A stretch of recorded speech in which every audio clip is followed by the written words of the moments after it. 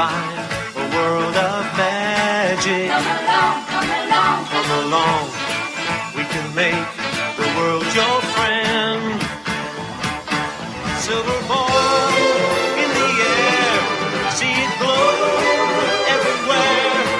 Nickelodeon, Nickelodeon, here we go, Nickelodeon. Do-wop, do-wop, do-wop, do-wop, do-wop, do-wop, wow. Do-wop, do-wop, do-wop, do-wop, do-wop, do-wop, wow. Do-wop, do-wop, do-wop, do-wop, do-wop, do-wop, wow. Do-wop, do-wop, do-wop, do-wop, do-wop, do-wop, wow. Do-wop, do-wop, do-wop, do-wop, do-wop, do-wop, wow. Nickelodeon. Hello everyone, welcome to another episode of Casual Chats. I am Patricia, and we are doing our final podcast for Nickelodeon month in honor of the 40th anniversary of Pinwheel. If you're interested in checking out... Oh my god, somebody else who knows Pinwheel. Yeah, I know, it's crazy. So if you're interested, Aruna and I were the only ones. Well, if you're interested in checking out the previous guests that we've had for the Nickelodeon month, so please check out on the playlist that I made or you can check out on the description box below. So I saved the best for last. We have the two co-hosts behind the Nerd Talk podcast. We have Remington and Kenny Rutter. So welcome, guys. Hey, no problem for coming on. Hey, quick question. Yes. What's fun until it gets weird? I'm sorry, the other day I was playing Cards Against Humanity, so yeah, that's kind of lingering. That's okay, no worries. So this particular topic is going to be a little bit unorthodox because this one was actually requested from someone. One of my listeners wanted me to follow up on a promise that I did on the Nickelodeon Slimecast podcast that I never got to do, which is to discuss about the Nickelodeon movies. More specifically, he wanted me to talk about the Rugrats movies because he was a big fan of those as a kid and he wanted to know my thoughts on it. And so I decided, you know what? Let's discuss about the theatrical and TV movies or specials based off of the Nicktoons. Because if we did all of them, including the live action stuff, then we would be here all day. So I'm going to be following a criteria. Number one, they have to be at least 45 minutes long, which includes an hour with commercials. Number two, they cannot be two-parters. They have to be like full length. So that means that stuff such as like two-parters of episodes that will conclude until next week or four-parters like Avatar: The Last Airbender season finale, those do not count. So, yeah, other than that, I guess we can get things started. So we're going to start off with the theatrical movies. And I guess we can start things off with the Rugrats movie. With the Rugrats movie, I guess for a lot of people, they know what it is already. It's the first movie in the Rugrats movie trilogy. It focuses on Tommy, Chucky, Phil, and Lil going through a big change because there's a new baby coming into the house who's baby Dill. And then along the way, some mishaps happen with them being lost in the forest, and the babies have to find their way home by trying to go over to the lizard, or what they consider to be a wizard who can be able to lead them home while they're walking over to a park ranger station. And then we have the adults who are trying to find the babies in the forest and making sure that they don't get hurt or nothing bad happens. And along the way, a wolf is cornering them and is going to be chasing after them throughout the movie, and so on and so forth. So, yeah, I remember when this movie came out, it was a huge deal. Like, oh man, a movie that I see on TV is going to be on the big screen. I can't wait to see it. And, yeah, I'd like to know from you guys, what are your thoughts on this movie? Eddie, you want to go first? I forget if the Rugrats movie or Mulan was the first movie I ever saw in theaters. But, yeah, I do remember liking the show. It's been so long since I've seen both the show and the movie, so some details are a little fuzzy. And jumping ahead here, the second one, Rugrats in Paris, like I said, details are a little fuzzy, so I apologize if there are any, long, awkward pauses or anything like that, and I try to remember. That's fine. Do remember as much as you can. This movie came out, 97, 98? 98. Yeah, so I was about 7 years old, so I guess you could say I was the target audience. And, yeah, one in there was me and my mom. It was a Saturday. And I really wanted to go see it. and saw it, picked it up on video when it came out. I didn't play the video to death like most people would say they have with certain movies, but I do remember thinking after the movie, and especially after the movie, like when Dill was a constant presence, because this movie did introduce Dill as canon. I don't want to say that was when it started to go downhill, because really the show never did. But you know what? I really can't remember anything. That's fine. It's been so long. I mean, I do remember something about them coming across a group of circus monkeys. Yes. Yeah. And that bit you were talking about, like with the lizard, which actually was the ranger station. Yeah. But what if we go down there and they eat us, and there's a wolf that eats us like it did that girl in the Red Hood? Seriously? They got her out. That's about it, because everything else is dead, gone. Sure. I'll say I just saw the Rugrats movie again. I rewatched all the Nickelodeon movies for this podcast, and I'll say it's one of the few like animated movies that I watched as a kid that still holds up. That's not a Disney movie, and that's very like hard to say, because there's very few movies that still hold up from my childhood that aren't Disney movies. You know, other ones that come to mind is Shrek, Madagascar. That's all the animated movies right now I can think of that aren't Nickelodeon or Disney movies that still hold up today from my childhood. It's something the whole family can watch together, and it doesn't like dumb down to just kids. They made it so that it's an interesting film that anybody, even if you don't know who the Rugrats are, can sit there and enjoy the drama, the suspense, the comedy.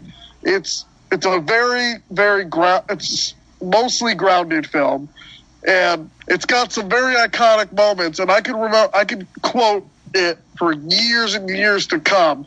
You know, remember your diapers, babies, or you know, even the ooh ee ooh ah song. You know, which is funny. I wrote on Facebook when I rewatched these movies that they had to, in the credits, they had to give credit to Alvin and the Chipmunks for that song. Yeah, because that was originally from their album, the Witch Doctor song. Yeah. Yeah. So it's just so funny that like movies have to actually credit Alvin and the Chipmunks. Yeah, and who would have thought, and ironically, like, over 20 years, like, almost, you know, like, yeah, I would say, like, over 20 years later that they would have the Alvin and the Chipmunks TV show. Yeah.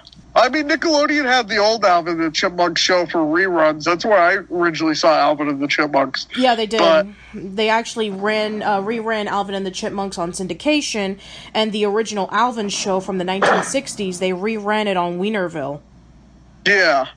I remember watching, that's where I found Charlie Brown, Garfield, and Alvin and the Chipmunks was Nickelodeon. But the Rugrats movie is something that still holds up. But it is one of those few instances where after the movie, the original like writers and showrunners had left, and they replaced them, which is very similar to what happened to SpongeBob.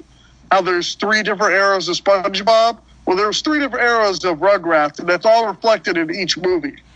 Yeah, well, actually, to tell you the truth, the original writers of Rugrats left, like, pretty much when the original 52 episodes aired. Like, after the Passover special, that was when a lot of the writers and animators left. A lot of them went off to work on Recess and other shows for Nickelodeon and the Disney Channel at the time. Yeah. And but they did come back for this movie for some parts, you know? That is true, they did. So, and this kind of reflects that. This is like the ending of the first era of Rugrats. And I really like that. Rugrats' parents, you can kind of say, is the ending of the second era, you know? Yes. The Dill era. That's what I got to say about the first Rugrats movie. Do you want me to talk about the other 2, or are we just going to go in order? Let me just give my thoughts on the Rugrats movie, and then we can talk about the others. You know, I rewatched it again, and I wanted to give a full, you know, clear thought on what I felt, and yeah, I mean, I remember when I first saw the movie on VHS, I was one of those people who, you know, I grew up with the original run on Rugrats. I was 12 when this movie aired, and I just did not like Dill. I really didn't like him. I felt that he was incredibly annoying. I felt that, he was incredibly selfish, and he just created problems that was convenient for the plot. And I just never felt genuinely sorry for him, even after they try to force you to say, you have to feel sorry for him. And I just can't. I really cannot. I mean, all those times in which, he was being so incredibly selfish and he's causing everybody trouble, it's like, it's just not worth it for me. Everything else, it's fine. I think that the movie itself, I mean, they did take a big risk in having the babies out of their elements. I do like that they took a lot of risks on that. And, everybody stayed within character, and that's also really appreciative as well. And the humor is still spot on.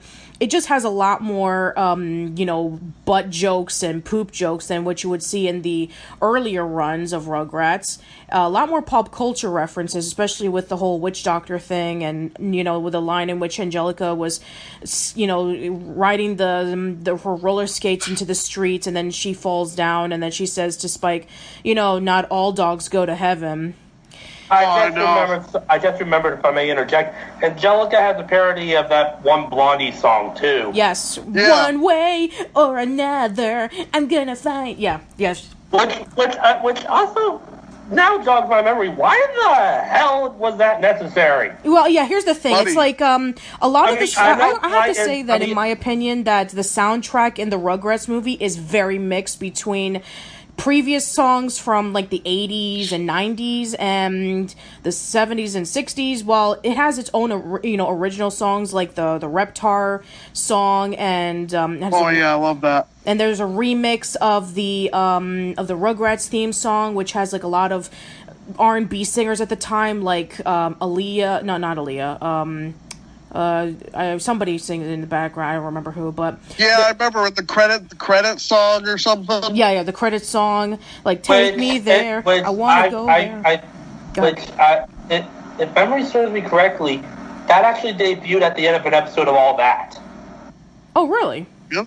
Yeah, that's right. I think so. Yeah, the people that did that song were the musical guests, and they played that at the end of the episode. Yeah, probably. I wouldn't be surprised, like the musical guests of all that, featuring on all that, kind of like promoting the Rugrats movie. Yeah, just to promote it. And going back to what you were saying about not liking Dill, yeah, a lot of people tended, especially after that and going on, it kind of died down after the second movie when people grew used to him. But I will say I didn't get used to Dill until All Grown Up. I feel like All Grown Up fixed his character. Yeah, All Grown Up, I think that it, if you look at Dill from All Grown Up and compared to Dill from the Rugrats, it's very weird. Like, I would expect Dill to be like a little troublemaking kid, but the weird kid who's obsessed with dolphins and who dresses funny, interesting choice. Well, gee, it's almost like Dill as a baby was a newborn. That is true. I mean, he wasn't. I guess. We'll definitely discuss about Dill's personality in All Growed Up compared to what he was in All Grown Up, which are completely different characters. But yeah, a lot of people did have a tendency to scream, "They changed it. Now it sucks. We have this new character we're supposed to like. Fuck you." Yeah. Oh, don't worry. Klasky Chupo has a huge reputation for that, and let's include characters into our show in the later seasons so our show doesn't get stale. Trust me, we'll be discussing about that when we get to Rocket Power. Yeah, I was just about to say that. No, I'm like, we're looking at you, Pooh. Oh, we'll get to that one too. Trust me. Anyway, so yeah, there are some things that I do like about the first Rugrats movie. I do like the characters. I do like that the stakes are a bit high compared to the episodes of the show. What I'm not too crazy about, going into the movie is the wolf. The wolf only shows up briefly for like a few minutes, and then he's supposed to be like the main antagonist of the whole thing. Now that I think about it, even today from the little clips that I've seen, the animation is still smooth and crisp as hell. But yeah, the wolf is just kind of shoehorned in there, and I swear that's just to have a fake, oh no, Spike is dead moment at the end. It was to bring everything kind of round circle, because at that point, you needed something that brought everybody together. The whole thing, yeah, that is true, yes. So, but I'm just saying, it seems kind of shoehorned in. Here's an example. I'm probably the only one who's going to get this, since I'm probably the only one here who watches My Little Pony. But there was an episode way back in season 1 that a lot of people have said is supposed to be like an analogy for religion and whatnot. And it didn't need it, but at the very end of the episode, there's a chase scene with a Hydra. It's like, why did we need this? Yeah. Now, but trust me when I say this, the wolf was actually better than the cheetah from the third movie. Yeah. We'll talk about that. I'm just going to say right now, I have no opinion. I've not seen the third movie. Okay. Well, we'll talk about that. But yeah, the villain was kind of shoehorned in. Just the danger of them being in the woods, especially if they're little babies, I felt was just enough. Like all the dangers ahead, like the bridge cracking and them almost going through a waterfall and getting lost, and the monkeys chasing after them. I felt like that was enough. But the wolf I felt was unnecessary. But yeah, other than that, just, minor flaws aside, I think that the movie is still pretty decent. It's not my favorite out of the trilogy. It still does hold up in its own merits, especially if you're a Rugrats fan. So yeah, I do recommend you check it out. Now let's go over to Rugrats in Paris, which you were saying before, Remington, that it was kind of like the end point for the second era of Rugrats. Yeah. So I felt like Rugrats in Paris definitely justified my appreciation for Chucky, because when I was a kid, I never really cared for Chucky. Chucky was always my least favorite character out of the bunch of babies. I just felt like his fear of everything was just so incredibly over the top.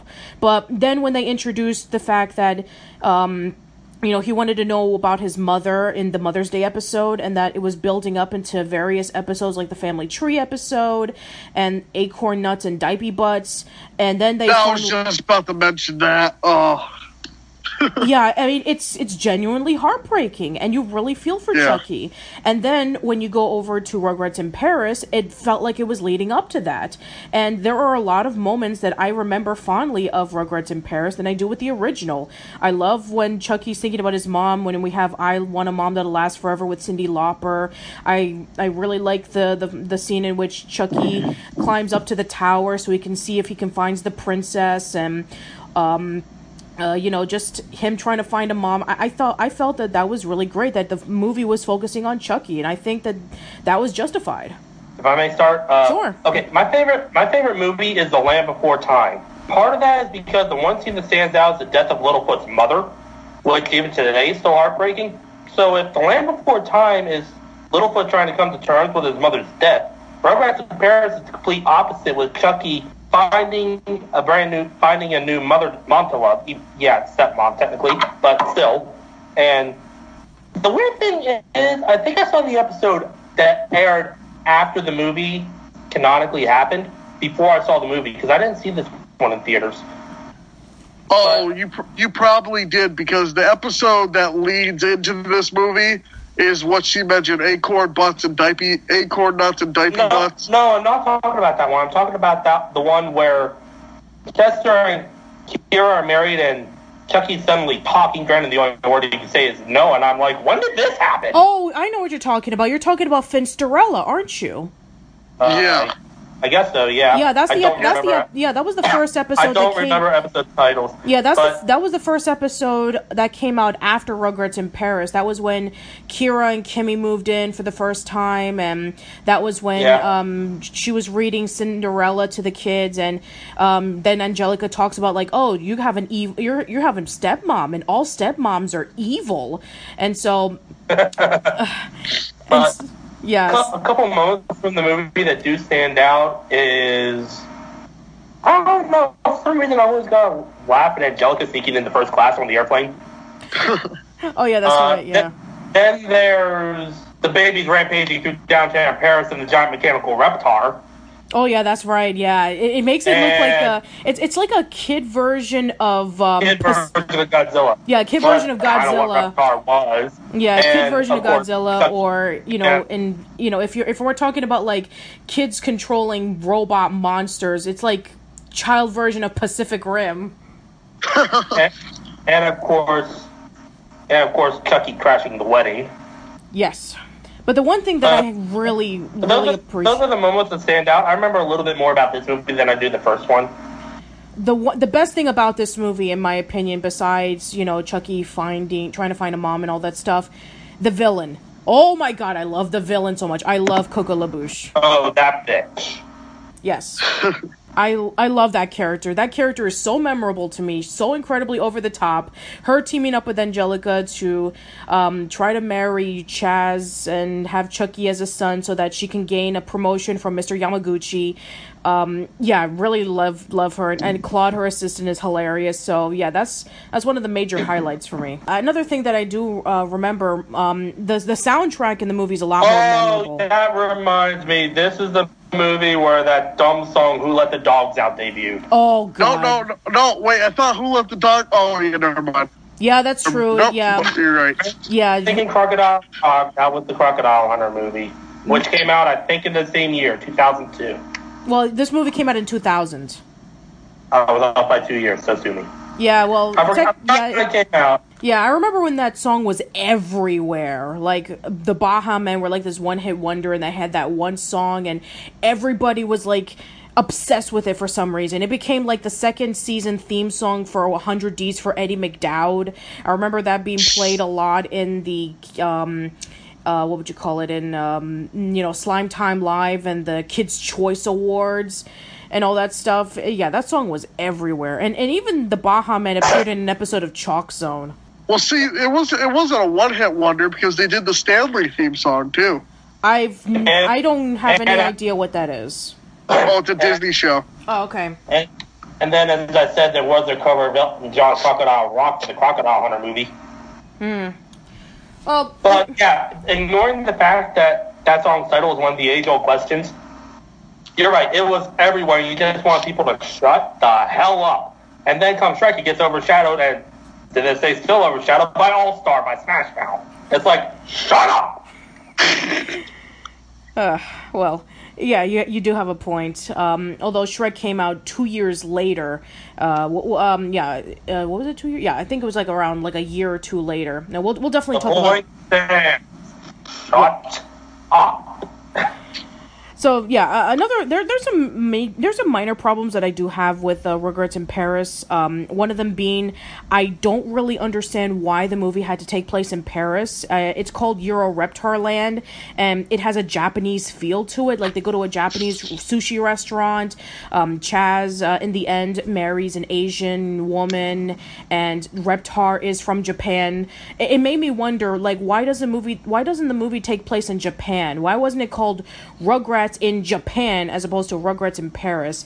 They don't really utilize Paris very well, with the exception of maybe when Spike goes around in the city and he pees in front of the Eiffel Tower. He recreates that scene with the poodle from the Lady and the Tramp, and they get married in Notre Dame. But other than that, they don't really utilize Paris very well. It feels like it should have been taking place in Japan. I can let you know why they didn't use Japan when I get to my thoughts on the movie. Yeah, you're kind of right. There was an episode of Littlest Pet Shop set in Paris that utilized Paris more in less time. Yeah, I don't know. I guess maybe they felt that Paris would have attracted more people. It's like, oh, Paris, the city of love and romance and all that stuff. It's because they already did an episode where they went to Japan. That's why. Oh, I see. And that's part of the reason why I didn't like this movie. Oh, well. Yeah, what are your thoughts on this movie, by the way? Absolutely hate it. I've watched it multiple times. Haven't liked it since I was a kid. A lot of the plots, minus Chucky looking for a mother, were already done in Rugrats already. All right. So, and I feel like a lot of it's just ripping off plot lines from the Rugrats and not utilizing them to their full extent. Like, they just feel like the episodes that were already done. Even as a kid, I was able to notice that and just have not liked this movie at all. I mean, it's still better. It's still a better movie than the third Rugrats movie. Don't get me wrong. It's still a way better movie than the third Rugrats movie. But I don't like it. That's fair. I like the Chucky Chan stuff. I mean, that felt like really cool. I love how the way it was animated, just very smooth, beautiful, colorful. I love it. I don't feel like every character in this movie was used well like they were in the first Rugrats movie. I feel like they all kind of just there just as support characters rather than everybody having their own role. Well, this is mainly a Chucky-focused movie. Whereas the first movie was Tommy, Dill, and everyone around them. This movie is solely focused on Chucky, and I guess the reason why they had so many plot points that were taken from previous episodes, or just, focusing on the dogs, was, I don't think we can have a movie where Chucky finds a mom in 90 minutes time. So let's pad it out. With what? Crap we've already done. But I mean, like, the episodes that they ripped off from, it's like almost like an exact rip-off. You know what I mean? Now that you think about it, Angelica working with Coco did kind of, I forget the woman's name, but it is kind of reminiscent of that episode where Angelica meets up with this TV personality woman who absolutely hates kids. Oh, Miss Carol, oh, yeah. What does Miss Carol think of her kids? They're all little. We don't hear the word. Yeah. But I definitely like the first Rugrats movie over this one. But, I mean, a lot of kids my age liked Rugrats in Paris. Like, it appealed to the kids a little bit more. And it was a little bit, like, more childish in the first Rugrats movie. I mean, there was definitely more butt jokes and, like, more kind of kid humor. Rather, where the first one was trying to appeal to both parents and children. And this one, they were like, well, let's just try to appeal to the children a little bit more. And that is a recipe for disaster. I mean, it doesn't pander to them as much as Rugrats 3, but it does feel like a step down from the first one. Yeah, I definitely do admit that there are a lot more gross out moments in this movie than in the first one. So I guess maybe because that Rugrats was appealing. Doesn't Phil walk around the entire movie with an airplane barf bag? Yes, there's the airplane barf bag. There's slime inside of the diapers. There's that one joke where he's in Ripped Hard. He has to and he gets a wedgie. I mean, that was in every trailer for the movie, and I got so sick of that by the time the movie came out. Yeah. So yeah, there is a lot more immature humor in this one than compared to the first one, I do admit. But yeah, I mean, overall, I think that for focusing on Chucky and justifying his character, especially leading up to him finding a mom, I thought that was a really good way of justifying the character for me. And I also really like the villain, and some of the songs are a lot more memorable than the first movie. At least they tried to create some new songs as opposed to rehashing old ones. I mean, don't get me wrong, they do. Like they did Bad Girls in the scene in which they have the 3 sumo wrestlers. Oh, yep. Yeah, I remember that. One of them is voiced by Tim Curry, by the way. Didn't know that part though. Yeah. I think it's Tim Curry, Billy West, and I forget the third one. I think it's Kevin Michael Richardson. I don't remember, but yeah, it's kind of that was actually pretty funny. But yeah, I can understand why some people really wouldn't like this movie. I mean, it's definitely a lot more immature in tone compared to the first movie. I think it was generating towards a new generation of kids, considering that it was the year 2000. Rugrats was 10 years old at this point, so I guess decade in diapers. Yeah, also the decade in diapers, absolutely. So I can understand why they were trying to do that, but I think for what it's trying to do, especially with, leading up to episodes where Chucky was trying to find a mom, I think it was pretty decent in its own right. Everything else is pretty debatable on whether you like the quality of it or not. I mean, like I said before, they when they were advertising this movie, the episode that leads right up into this movie is that Acorn Nuts and Divey Butts movie. and it's literally like a direct connection.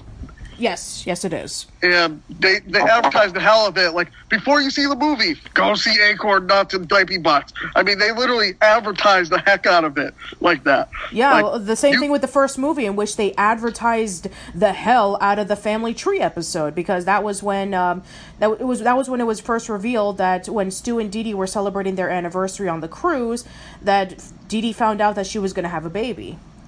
Yeah. So yeah, I guess there's not really much to say about that. So now we can talk about the third Rugrats movie. Rugrats Go Wild. God help me. All right, so I'm sure... I only know this one through the commercials, and I must ask, never in the show were these two hinted to be in the same universe. How the hell does the Wild Thornberrys connect to Rugrats? They were both made by Klasky Chupo. The same reason why... Yeah, I'm trying to think of like an in-universe reason, because as far as I know, Rugrats and Wild Thornberrys never had a connection. They didn't even show an episode of Nigel's show on Rugrats. You'd think they'd do that as like a hint, unless they did in an episode and I wasn't paying attention, because I kind of stopped watching after this point. No, they've never had that before. So yeah, I'm sure for some people, you probably know this, but for those who don't, this was originally supposed to be a TV movie. There was a lot of focus groups that showed it off to kids, and they loved it so much that they wanted to make it into a theatrical movie. And this was done in a time in which Klasky Chupo were pretty much on their way out. This movie came out, I think it was in 2003 or 2004. So this was when Klasky Chupo were losing relevancy. A lot of their shows were being canceled around that time. Rugrats was the only one that was keeping them afloat. And this was sort of like their last attempt to stay relevant. And man, I think, in my opinion, this killed the Rugrats franchise. I think the season before killed the Rugrats franchise, but that's my opinion. Oh, that's true. That is true. I mean, seriously. I mean, they tried, again, let's introduce new characters so we can keep the series afloat. Anybody remember Taffy? Who? No. Yeah, exactly. Nobody remembers Taffy. The babysitter that was voiced by Amanda Bynes. Okay. Yeah, I know. Trust me, you don't remember her for a reason. Good. But so, yeah. So the movie is about that Tommy has, so Tommy's watching the Wild Thornberrys TV show. I forget what the nature show is called, but yeah, he basically looks up to Nigel Thornberry as his role model, as his hero. And so the family is planning on going on a boat trip. And along the way, they get completely lost, and they land in the jungle, the same jungle that the Wild Thornberrys, that the Thornberry family are filming their latest episode of their nature show. And so the babies get separated. So Chucky ends up with Donnie, and Angelica ends up with Debbie, and the babies. Oh God! That's a recipe for disaster.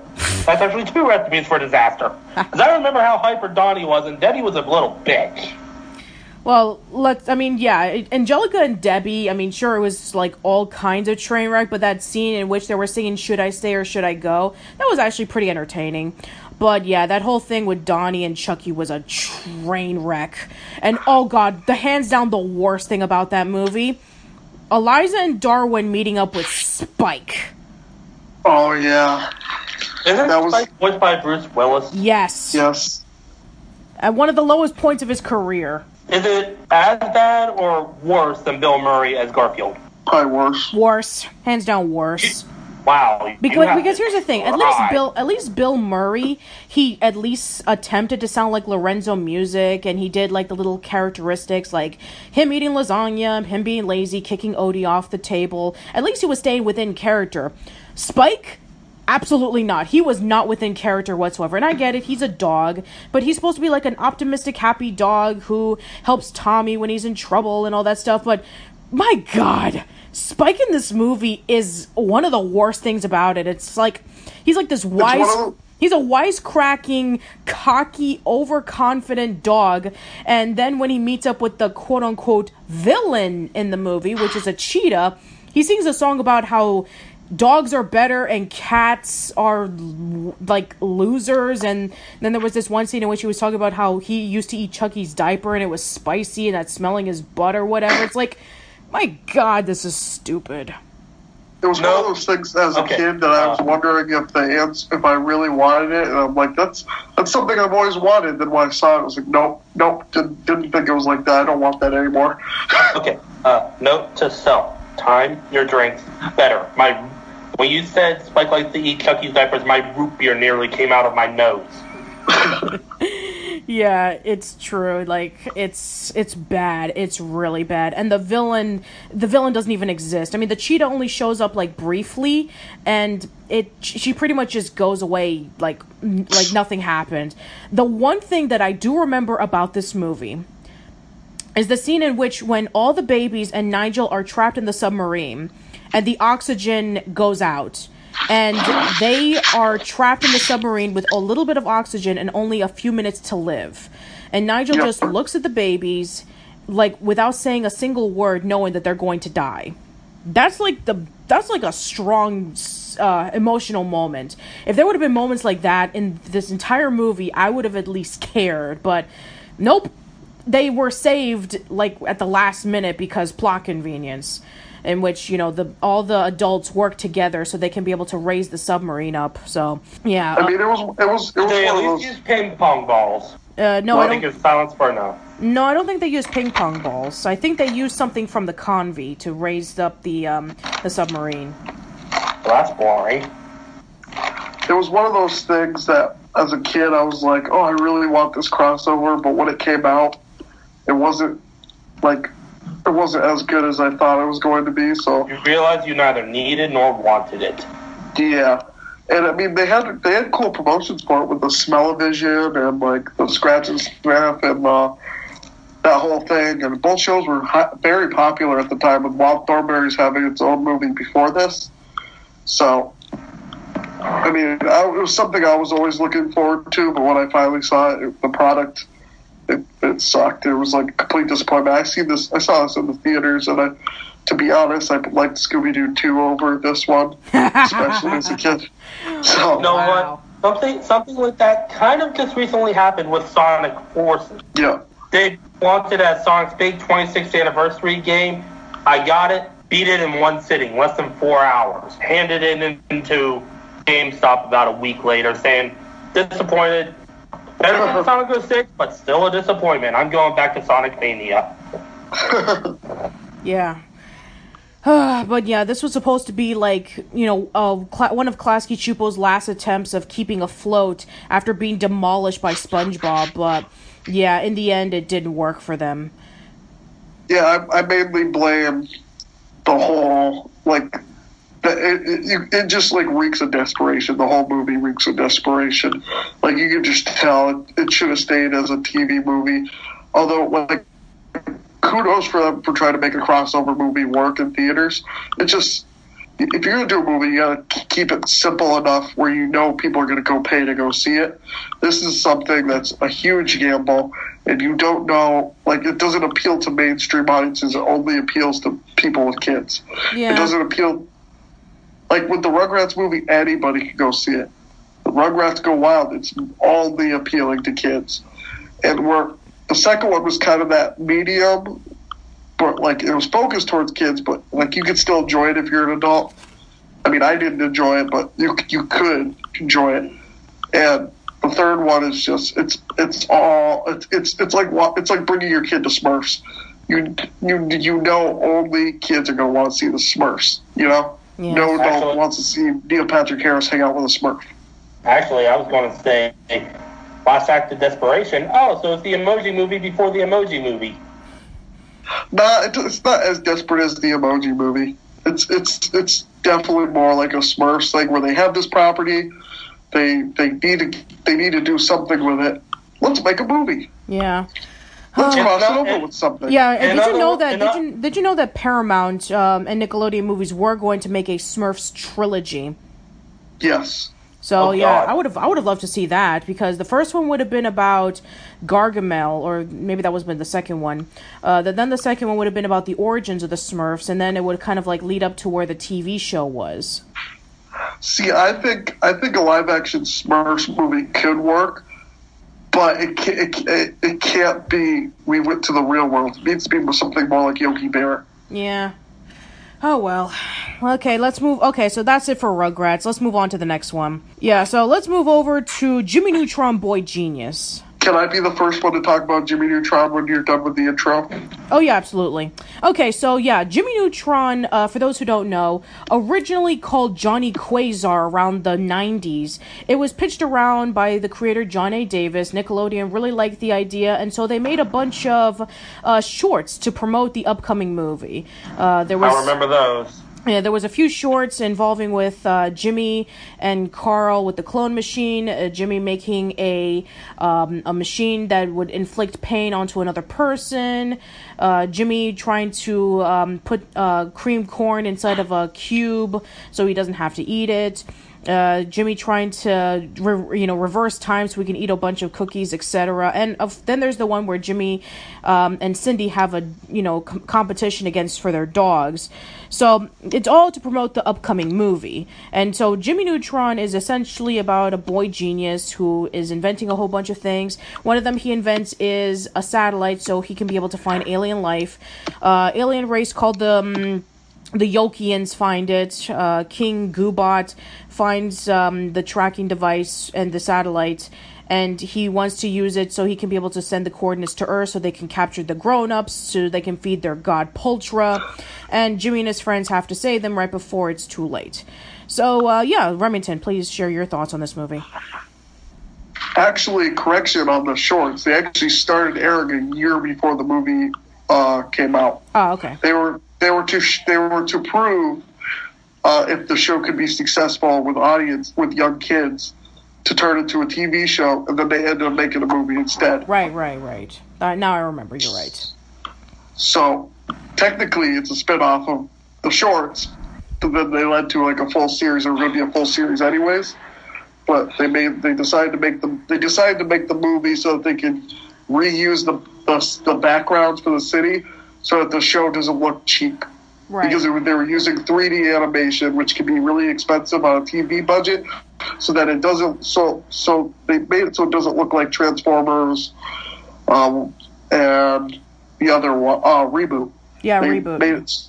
They made it so it didn't look like that quality. They wanted to make theatrical quality 3D animation for television, which I can say they successfly did. Hey, what's wrong with the animation on Beast Wars? I mean, yeah, it's dated, but it's still good. Yeah, but see, with Jimmy Neutron, it's not as dated because they were able to use cinema quality 3D animation for their TV show. Because all that stuff was already used for the movie, they could just reuse it for the TV show. So they don't have to spend as much money on the animation budget, which is like a really, really smart thing, especially for back then to do. I mean, that's like the Pixar making a Toy Story television show with that quality animation of Toy Story the movie. I mean, it's way ahead of its time, and I really enjoyed that part of the movie. I loved all the music that they had in it. It's one of those things. One of the first movies I actually really kept my interest as a kid to sit down in the theater and watch. I actually have an unpopular opinion of this. I prefer the movie than the TV show. See, I'm off and on that. It depends. For me, Jimmy is a much more likable character in this movie than in the TV show. I found Jimmy in the TV show to be really arrogant and cocky. Yeah. And I felt that his friends, while they're a little bit dense, at least they're very supportive for Jimmy, and they have their charm in their own right, but I felt like, Carl was a little bit too dumb, and then Sheen became such an erratic idiot that I really couldn't stand him. But at least in the movie, at least they toned it down a little bit. Yeah. I've never seen the movie. I did see quite a few episodes of the TV show, but it seemed like they always seemed to follow a pattern. Like, Jimmy would be dealing with some kind of an issue. He would make a device to help him with his issue. Something would go wrong. He'd have to make another device to fix it. Lather, rinse, repeat for the next episode. There were a couple episodes felt like as sequels to the movie where the aliens came back. Yeah, there was an episode. Well, there were TV movies that were sequels. Yeah, there was an episode of that. Yeah. But it's like, and this is leading up to something I'm going to talk about. It's like every episode seemed to be Jimmy learning the value of hubris when it comes to his devices. kind of similar to Timmy learning the value of hubris when it comes to his wishes, which somehow led to several crossovers between Fairly OddParents and Jimmy Neutron. Yeah, we'll talk about those later. The Timmy Power Hours. That's right. Yeah, and that's another thing that really ticked me off about the first season of the show was that it felt really repetitive. It's like, Jimmy invents something goes wrong, he has to create a device so he can fix it again. I felt like that was becoming really old, but then when they introduced the villains like Professor Calamitous and Beautiful Gorgeous and all that stuff, that's when I became invested again. Yeah, when they started having those TV movies and all that. Yeah, that's when things started getting interesting for me. As for like the earlier stuff, I couldn't care less. But yeah, as for the movie, I think that the movie... That's what I'm saying. That's why it's hit or miss for me. Yeah, I can understand why it could be hit or miss because, some things from the movie wouldn't follow up to the TV show. Like, Jimmy never had, compensation issues for his height ever again in the show. It's just about, Cindy made fun of him because he's a genius or whatever. And then you have, the Yokians coming in, and they were the ones who stole all the parents, and then everybody just starts going crazy, which the Yokians do come back in the show, but they're not the same anymore. They don't really pull off a major threat like they did in the movie, which is perfectly fine because they focus on the other ones, but yeah, I just really wasn't too crazy about them in the show. There are some quirks about them that are extremely heightened in the show compared to the movie, which maybe for some people it brings a lot more personality. And, the music, similar to what we were discussing about with Rugrats and Rugrats in Paris, in which they use a lot of songs that were like old pop songs from like the 70s and 80s, like Kids in America and We Got the Beat and, all that stuff. There are some original songs like the Jimmy Neutron theme song from by Bowlings for Soup. Quick question, when did this movie come out? It came out in 2001. Oh my god, it came out the same time as the Digimon movie. That's why Kids in America is in it. Because Kids in America was also used to promote the Digimon movie. And we all know how well that went. I've never seen the movie. I never really got into Digimon. I'm going to say this right now. Don't. Okay. Yeah, it's pretty bad. So I've been told. You're better off sticking with Digimon Adventure Try, the new ones. Okay, thank you. I think that, there's some pretty, funny moments in this movie. I do like that the Yokians, the main song to attract Poltra is the chicken dance, which is crazy. I do like the fact that they got the host from Entertainment Tonight to voice as the aliens from the news and talking about like how Jimmy was the one who led the Yokians to Earth to kidnap the parents. And I do like the sentimental moment in which Cindy talks to Jimmy, convincing him to help save their parents and whatever. I do like that Nick Dean starts off as this cocky, good-looking guy, and then when he approaches the aliens for the first time, he just screams like a girl and runs away. I do like that fight with the Yokians where they work together and they try to save the parents and all that stuff. And I do like when Jimmy eventually got his machine to work and he pretty much just puts King Goobot V on his place when he turns incredibly gigantic, which I thought it was a lot of fun. I definitely enjoyed the movie. It's one of my favorite Nicktoon movies to look back on if it's on TV. So. Do you think the show notwithstanding, the movie would have been better as a standalone? No. I think that it could. Yeah, I mean, as a standalone, I don't know. I mean, I felt like there was a lot. Go ahead. It wouldn't hold up as much as it does right now. I'm telling you that because all the stuff they reused from the movie, so that it had good quality. Everything. No, I don't mean like that. I mean the movie itself. If it didn't have a TV show to follow it, if it was just the movie. Yeah, I think so. I think it would still be around. Yeah, I think it stands on its own just fine. I mean, if they didn't have the TV show, I would have been good. I would have been okay with it. Because I know as someone who didn't watch the TV show, I don't think there were very many references to the movie outside of the episodes that were supposed to tie in directly to the movie, where the aliens came back. But it's one of those things where, like, if they have a movie to introduce a TV show, even if the show doesn't reference the movie directly, there's still that baggage that someone who's never seen the movie might not understand. Oh, for somebody who's watching the TV show for the first time, I guess. I guess if you did see the Return of the Goobot, the Yokians, then I guess that is that does make a lot of sense, because they do show up, I think, 2 or 3 times in the show, especially the last episode of the series, which is the TV movie, which we'll discuss about later. I guess you, in a sense, you are right when it comes to the Yokians. Everything else you can just watch with with no problem. If you've never seen the movie before, then if you just watch the TV show, I think you can just watch it okay. Just the exception of the Yokians, then you'd be kind of confused. Yeah, then you'd have the baggage of the movie to fall back on. It would be like the people who, way back in, like, say, I don't know, 1986, watched the Transformers movie, but never watched anything Transformers related before or after that. Oh man, that would be so confusing. 5 minutes into the movie, everybody dies. And then they'd be wondering, why are all the kids crying for that guy? Who is that guy? Who's that? Who's that? When we get out of the theater, I am going to slap you. I remember when I was in 7th grade, and Pokemon was like there was like a huge craze, and there was this one kid who had never seen Pokemon before, and as a field trip we went to go see the first Pokemon movie, and I can imagine the pain that kid was going through. Oh man, the scene in which when Mewtwo was shown for the first time, and everybody was like, "Oh wow, it's Mewtwo!" And the kid's like, "Who?" And then when Ash, gets killed off and turns to stone, and everybody was crying, is like, What's going on? What's wrong? What's happening? So yeah, that I can understand for somebody who's never seen the TV show or the movie and watching a follow up to it. Then yeah, it could be pretty confusing. All right, well. Yeah, Pokemon movie. Yeah. Go ahead. Yeah, exactly.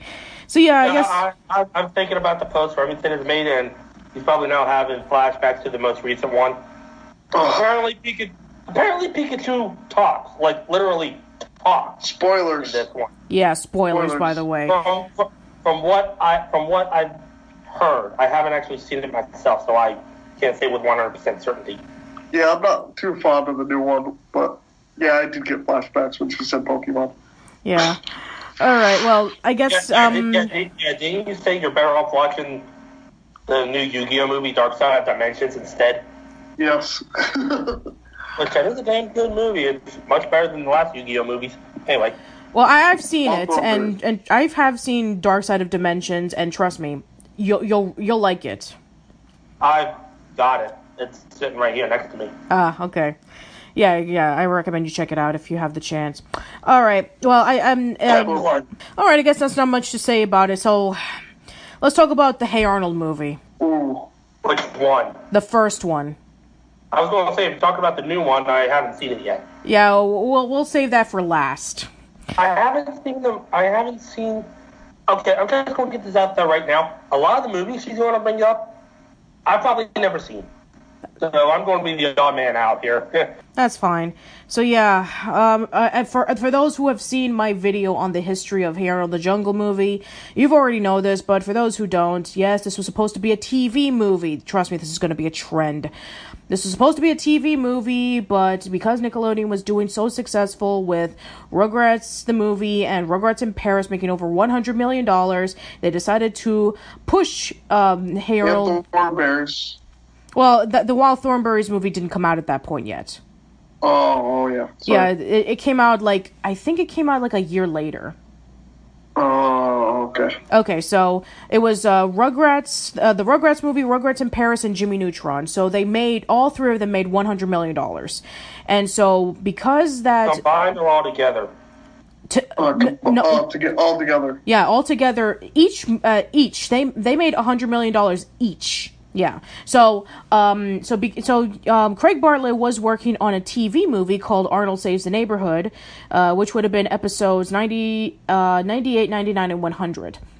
And so they were almost done with the completion of the TV movie. And as for the real theatrical movie, the Jungle movie, they were on their 7th draft. And so when Nickelodeon found out that, hey, the TV movie's almost finished, and we need to have something to put onto the theaters so we can be able to continue the money train. So let's throw in let's throw in the TV movie into theaters, and if that does well, then we can give you a permission to do the Jungle movie.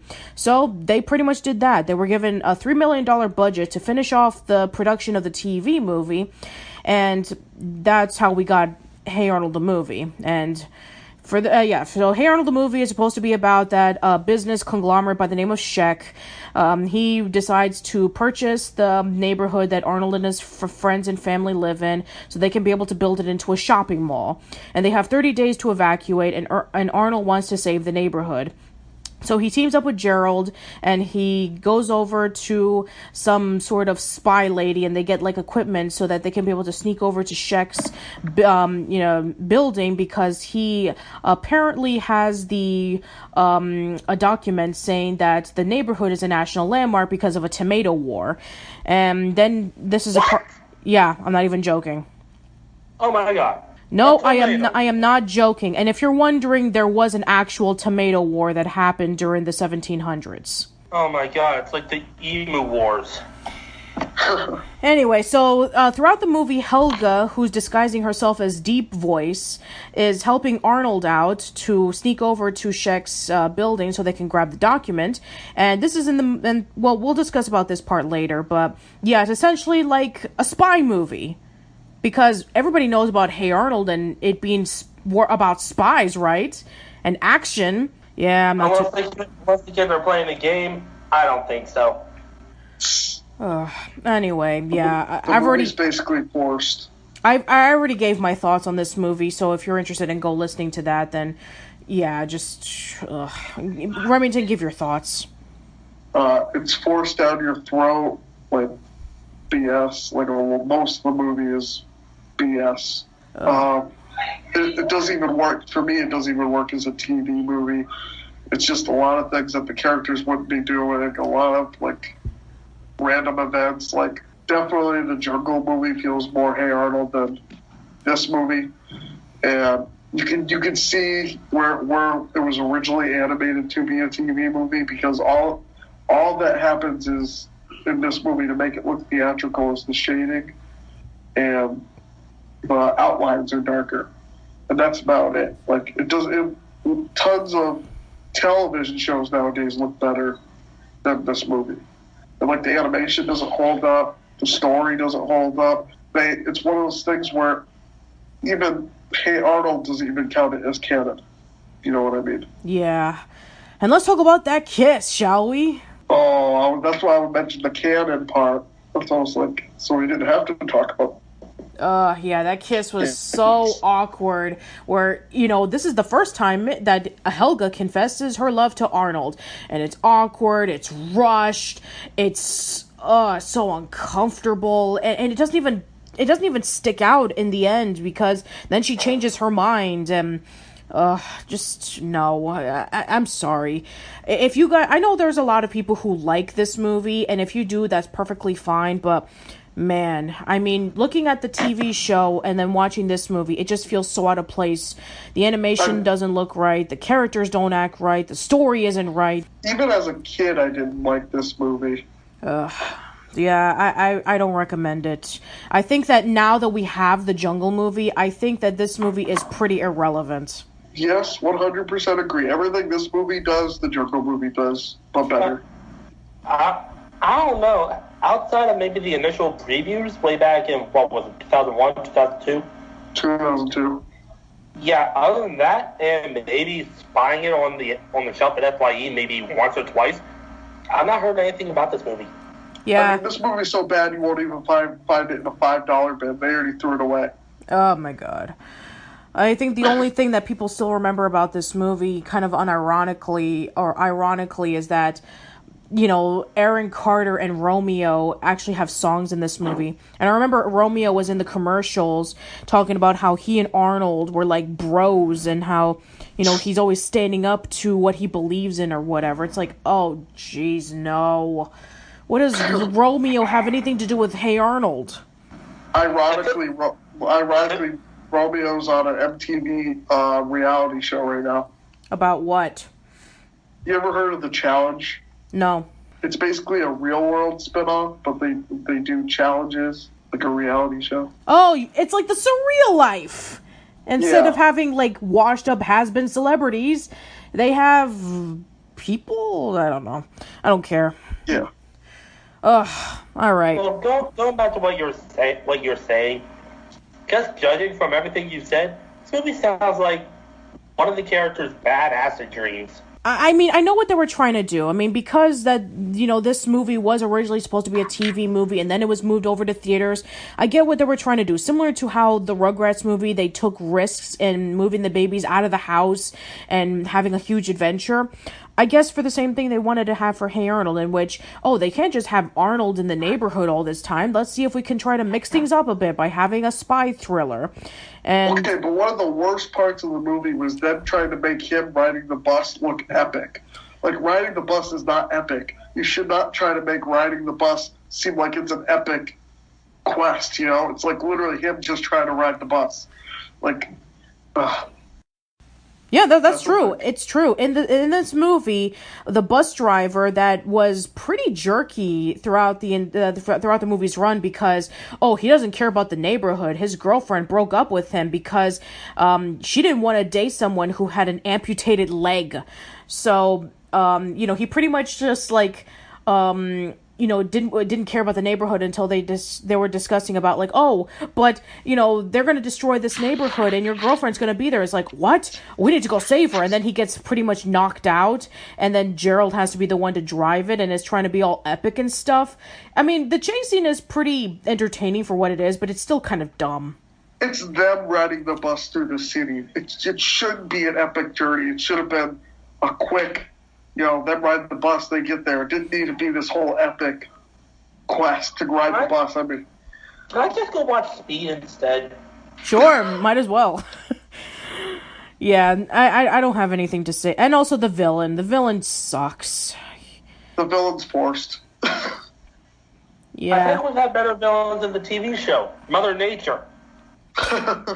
Yeah, I'm referring to the flood episode. Yeah. Oh God. So yeah, I mean. And then I'm sorry, going into the TV show a little bit here. I forget exactly what it was, but there was a Halloween episode. I know there was one where the kids all dressed up as aliens, and the parents thought they were invaders, and were going to burn them at the stake or something. Yes. I've never seen that. And then there was one, I guess, Arnold and the gang got lost in this secluded part of town, and their imagination started running wild, and they thought a headless horseman thing was out there after them. Yeah, the headless cabbie. And then it just turned out to be Eugene with a pair of clogs. Yes. Well, I'm going to say this right now. Out of all the characters, I think Eugene was probably I don't want to say the dumbest, but the one who at times seemed the most not there.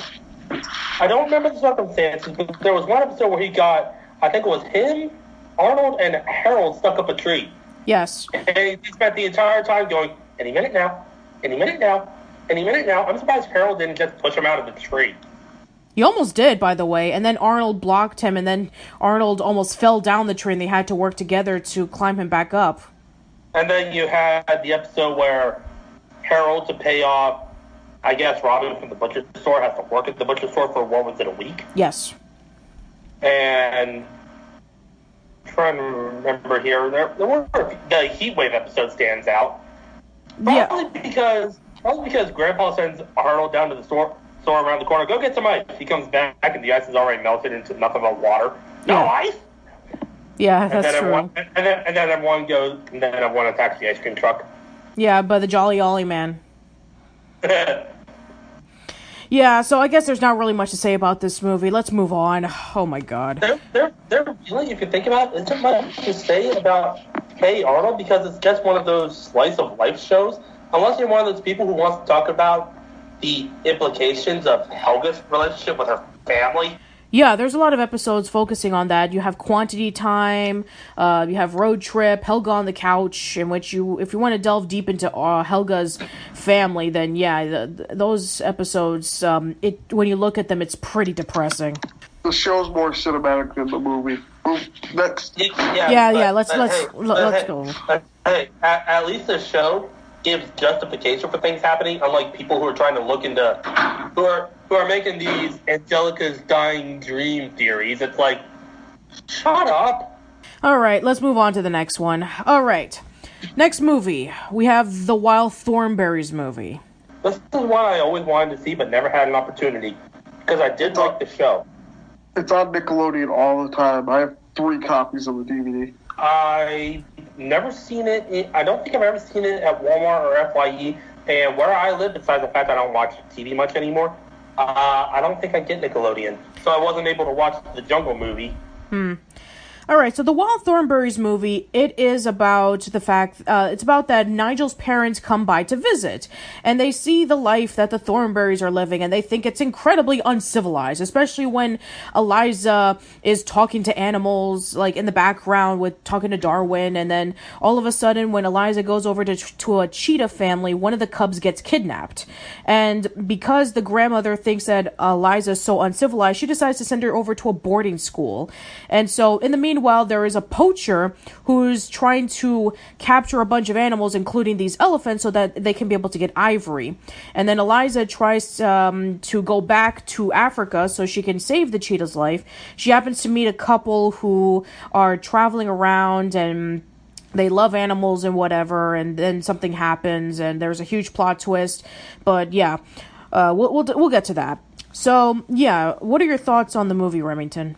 Oh, it's fantastic. It's one of those things I didn't get to see in theaters, but I re-watched it over and over on VHS. It's a fantastic film. It's a great adaptation to the TV show. I just wish there was more to it. I wish the first act was more introducing what they do with instead of redoing the theme song, actually show them more nature stuff, But that's my only complaint about the movie. Other than that, I feel like it does the show very much justice with expanding the world. And for the movie, you always want to expand the world and expand the main idea of the show. And I feel like this movie does it perfectly. I don't. I'm not a huge fan of the Wild Thornberrys movie, and this movie has problems. Like, for example, Eliza throughout the TV show sometimes tends to be a little bit cocky. It's like, oh, I can talk to animals, so I can be able to justify what they're going to be doing. And this cheetah mother warns Eliza that if they go out without her supervision, that they'll get in trouble, especially with the cheetah cubs since they're still very young, and she doesn't listen to them. And guess what? When does Eliza ever listen to her parents? Never. Yeah, and guess what? It ends up with the animals getting into more trouble than they were already supposed to be. Quick question. This poacher you mentioned, is it those 2 poacher guys from the TV show? No, it is not Kip and Biederman. It is a different poacher. Oh, man. You know what? I think kind of like those guys. They can be legitimately funny at the same time. Yeah, Kip and Biederman are not in this movie. No, we're dealing with a different poacher. But yeah, 0 out of 10, worst movie ever. Do not watch. Anyway, and also the whole thing about the first act in which Eliza goes over to the boarding school, that plot point is completely pointless. They should have not added that into the movie. I 100% agree. What was the point of that? If you would have just cut out that portion of the movie and then you would have just had her back into the jungle, what did it accomplish? It didn't accomplish a single thing. I know they were supposed to, squeeze in some sort of, talks about when Nigel was talking to Eliza, saying, oh, you should have friends. You can't have Darwin as your friend. And they're trying to have, a father-daughter bond because one of the songs in the movie by Paul Simon is father-daughter. And I know what they were trying to do. They were trying to have, a mother moment, with the Rugrats in Paris, with the I want a mom that'll last forever. But at least that was built up. I disagree with that. I feel like it was to add tension with her and her sister, but it failed miserably, so they just cut it out. But I feel like there was more tension that was supposed to be in the movie, especially when you get to the ending. And I don't want to spoil the ending, but with the sister moment with her and Debbie. Yeah. I feel like there was more to that was cut out of the movie. I think so. I think there was a lot more that was cut out to the movie because the villain is rushed. Oh my god, the villain is rushed. He's cliched. He's so predictable. You can tell he's a villain from a mile away. And what is his motivation? His motivation is that he's just evil. That's pretty much it. We don't know who he is. We don't know why he's doing what he's doing. I think that if they would have just cut out that subplot with the boarding school and they would have just built up more to the villain or towards what happens with Eliza and Debbie, then I think it would have been a stronger movie. But I felt like they were just padding the movie because they couldn't think of anything else to add into it. That's true. That could be another reason, too. I'm gonna say this right now, given what you've heard. I mean, from what I've been told, the Wild Thornberrys movie is right up there with the first Rugrats movie as one of the better Nickelodeon movies, barring a few problems. But you know what's bad? And I know I'm bringing this up again, but it's a good example to me anyway. You know what's bad when the My Little Pony movie gives its villain better justification than, oh, I'm evil. That is true, yeah. You know what's bad when they give their villain legitimate motivation. Yeah, this villain has no motivation other than, oh, we have all these elephants. Let's lead them over to an electric fence so that we can kill them all and get their ivory. Oh my god. Have you... Okay. Sounds like Disney evil. I just saw this through the Nostalgia Craig's most recent commercial episode. You ever see that commercial for the British Humane Society? It just shows a dog just sitting there, and then someone points a gun at it. I haven't seen that commercial segment yet. It's the newest one.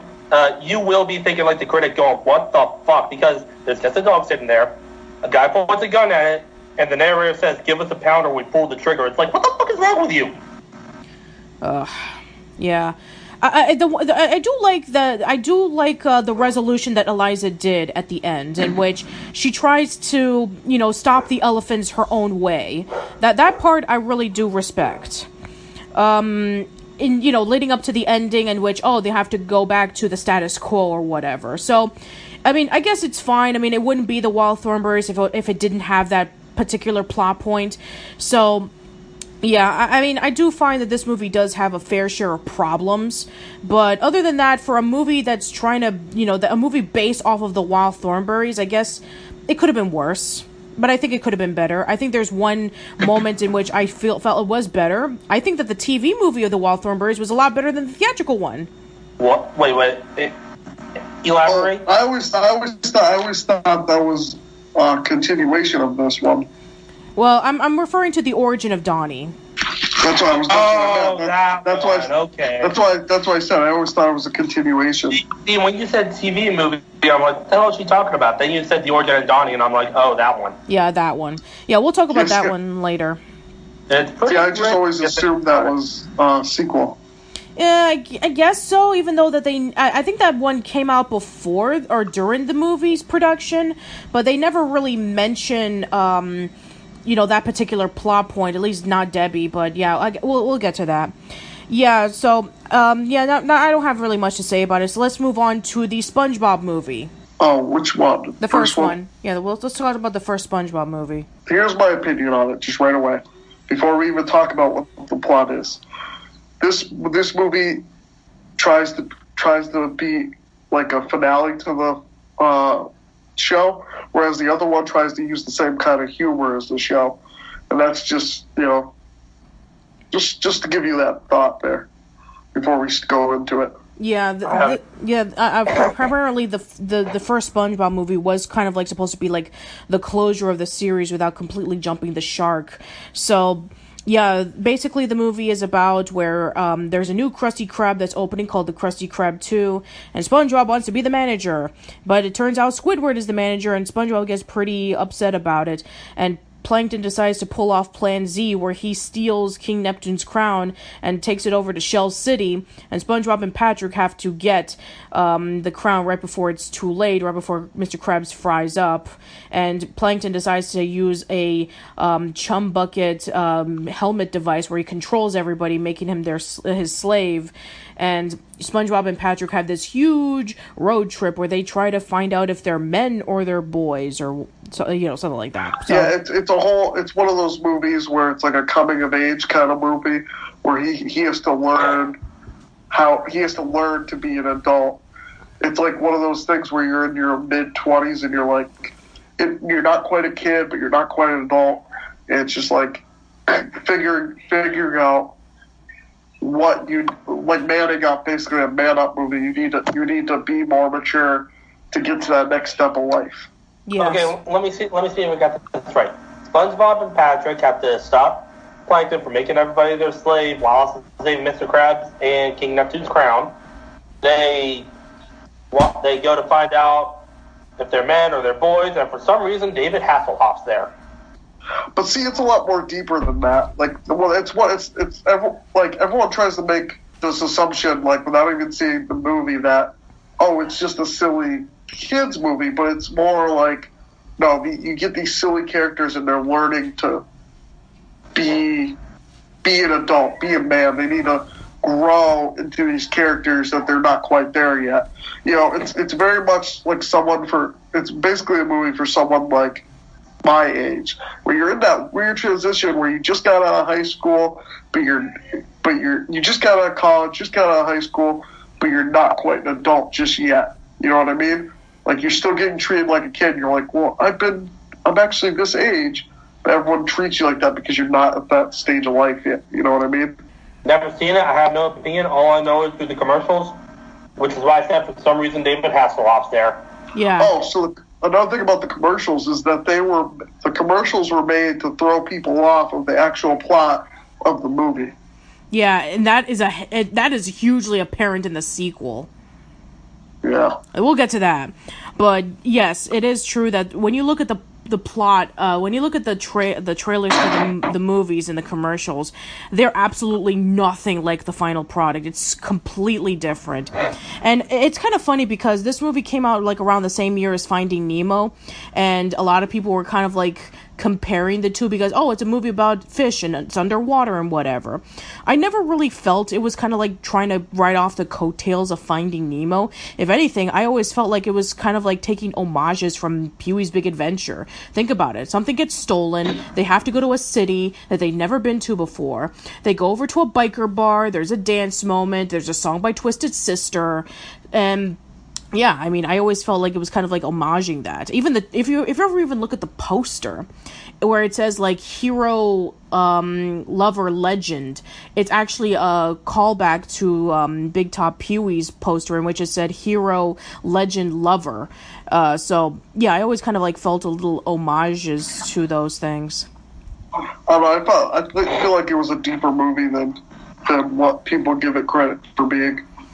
Yeah, I definitely do think that this movie, it's definitely a lot of fun, I have to say. Like, there's a lot of genuine sad moments. Like, I remember when SpongeBob and Patrick were captured in Shell City, and they're put into the table where they're drying up, and everybody starts crying in the movie, and it just becomes really upsetting, where they're singing the Gooby Goober song, and they sing it, like, while they're drying up and essentially they're dead.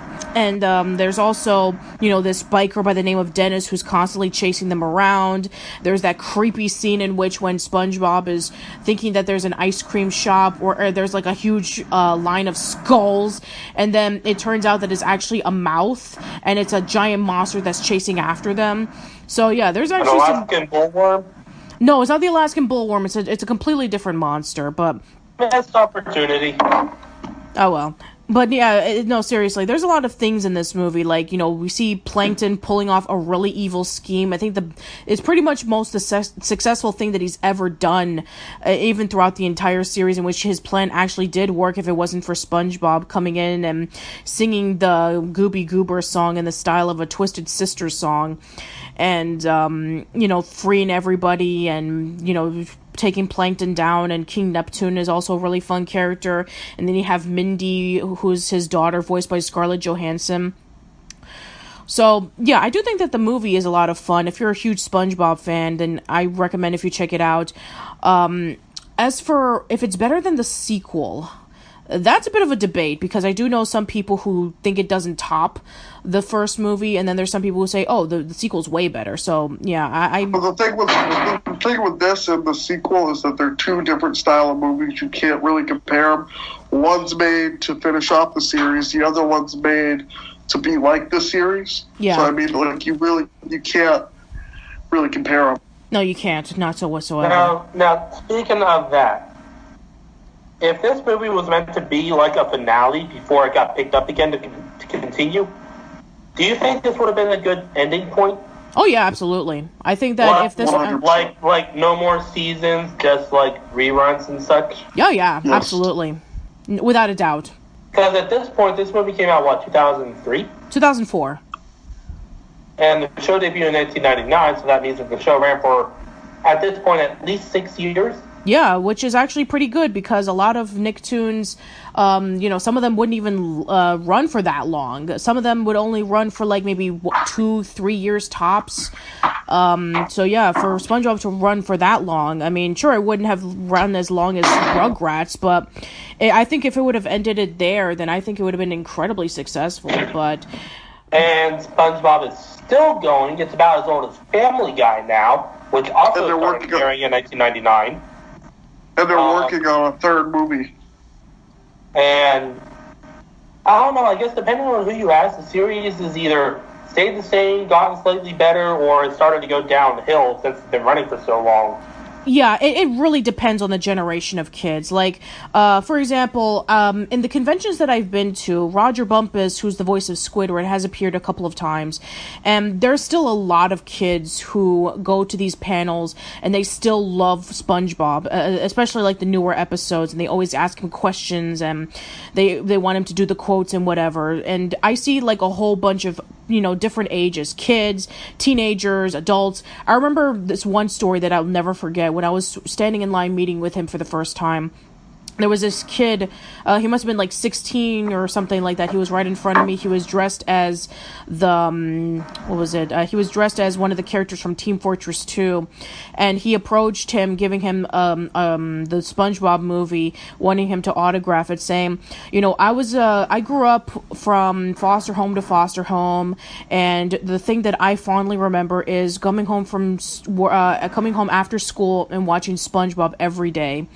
And I thought, wow, that's really strong, considering that a show that has lasted this long has left a huge impact on a lot of kids. And you know what? I know a lot of people complain about that SpongeBob has gone downhill, but, genuine stories like that, you can't complain about, you just can't take that away from them, Yeah. It's like I still hear stories like that about Power Rangers and such. So, yeah, I guess if there's nothing really much to say, then I guess we can go over to the second movie, Sponge Out of Water. And, yeah, I remember when I saw the commercials for this, and they were hyping up the whole, they're going to go up into the surface, and they're going to go fight off this evil pirate. But that doesn't happen until, like, towards the third act, and they're up there for, like, 20 minutes. So, yeah, like everything's just the build-up? Yep. Me and, Patricia talked about this before the show, actually, and yeah, it was very misleading. And then I was one of those hypocrites that before the movie, when the trailers came out, I'm like, oh, it's going to be all CGI. Like, what? Bring back 2D animation. Like, no more CGI movies of these 2D cartoons, yada, yada, yada. But the CGI part ended up being the best part of the movie, and I wanted more. And, I feel very bad for, like, complaining about it because I'm like, I really want more now. Yeah, here's the thing. So, for those who don't know, like, Steven Hillenburg had left SpongeBob after the first movie, and Paul Tibbitt was put in charge. So, Steven Hillenburg and some of the old crew members went off to work on this movie and would continue on working on seasons 9 and 10. And I think they're going to work on season 11 as well. I don't know yet, but yeah, so some of the old crew are working on the newer seasons of SpongeBob, and I guess this was like one of their first attempts to see if they can be able to, have something of decent quality after the decades-long complaint about SpongeBob not being the same after the first movie. And, yeah, I thought it was pretty okay. There weren't a lot of things that really stood out to me, with the exception of them going to the surface. I mean, it's in the title.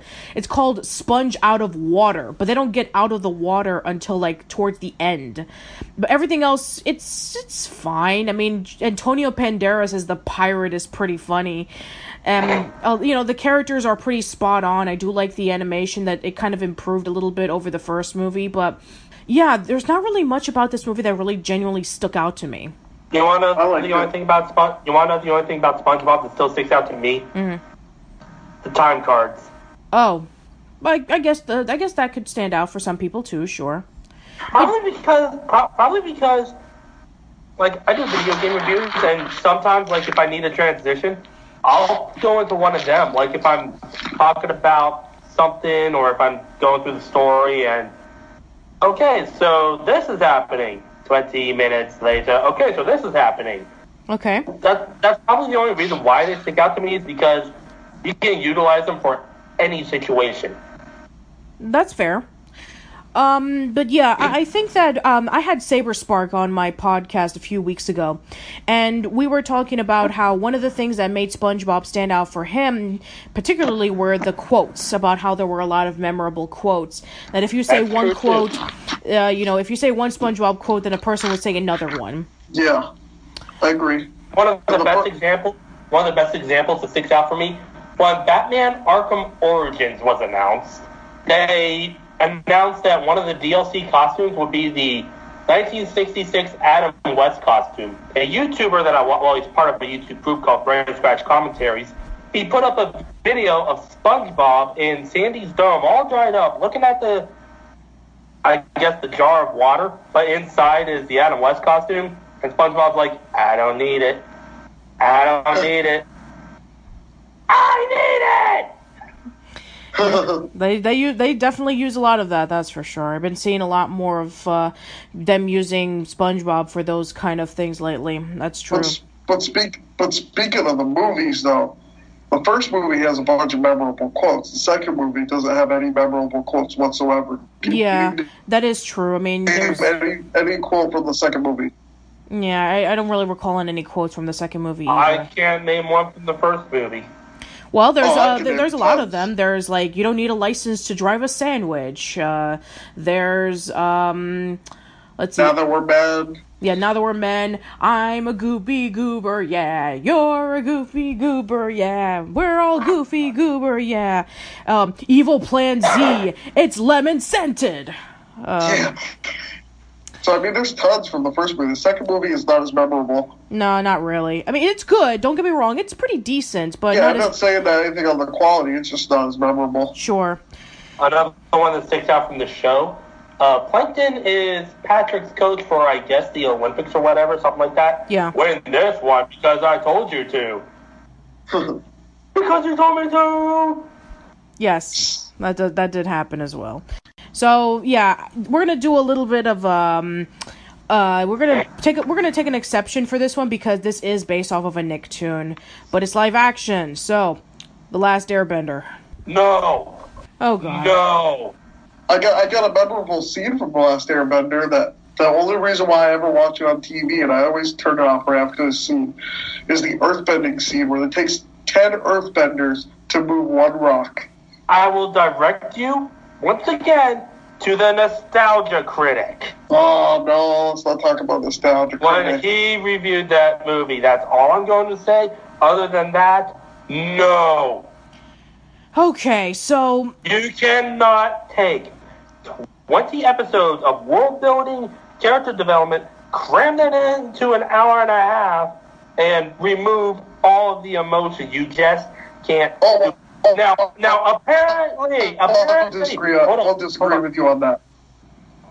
Now, apparently, Shyamalan wanted to keep as much from the TV show in the movie as possible, but it was the studio that said no. I don't know if that's true or not, so take it with a grain of salt. As for the movie itself, it goes into the same pile of shit as Dragon Ball Evolution. Yeah, and I remember listening to one of the critics who said, The Last Airbender makes Dragon Ball Evolution look like a masterpiece. That you have to try to be that bad. Yeah. But to be fair, I feel like you could do a good Avatar: The Last Airbender movie. It would have to be 2.5 hours long, much like the Justice League.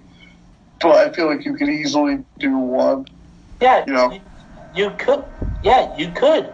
I mean, there's some things from the first season that you could remove because it's just pure filler.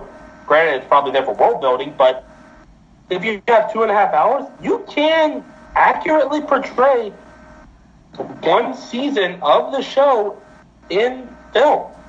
Yeah. It's just have to give it to the right person. And I don't think Shyamalan was the right person. Yeah, I definitely think he was the wrong person. I mean, I'm one of those people who think Michael Bay would have done a better job directing this movie. I mean, just with all the explosions and action and stuff, I feel like Avatar could have used more of that in the movie. It's too slow. It's too... The dialogue is stilted and robotic. The characters are not the characters. And no, I'm not going to be one of those people who complains if they pronounce the names wrong. But just thinking about this movie gives me a headache. All right, you know what? I think we're done here. Okay. What are your thoughts? I hate this movie. I really do. I hate this movie. I remember when I first saw it.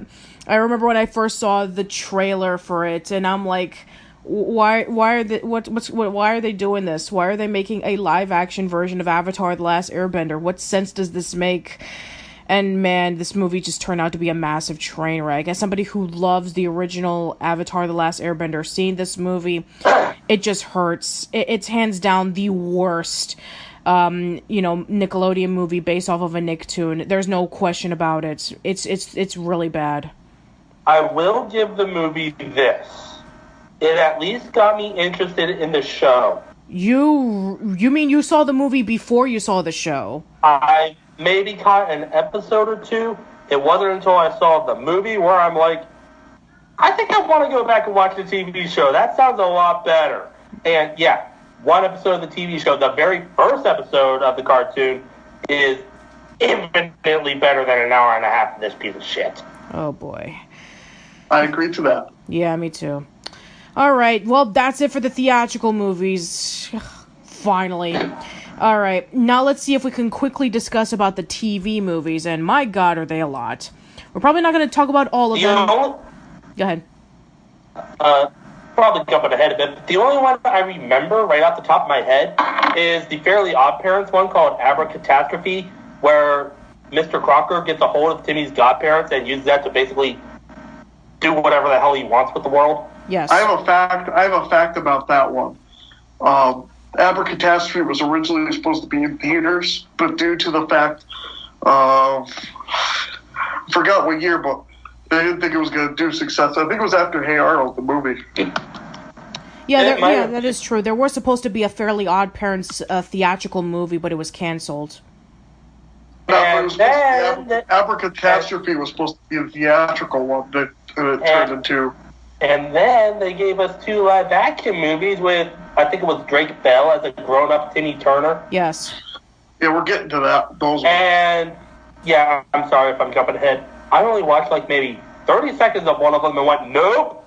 Yeah, well, we'll get to that. All right, so I'm not gonna do these in order because my God, we'll be here forever. So I'm just gonna do it in order of when the Nicktoons premiered. So, okay, we're gonna start off with one Nicktoon that only had one TV movie. So we're gonna start off with Cat Dog, and they had The Great Parent Mystery.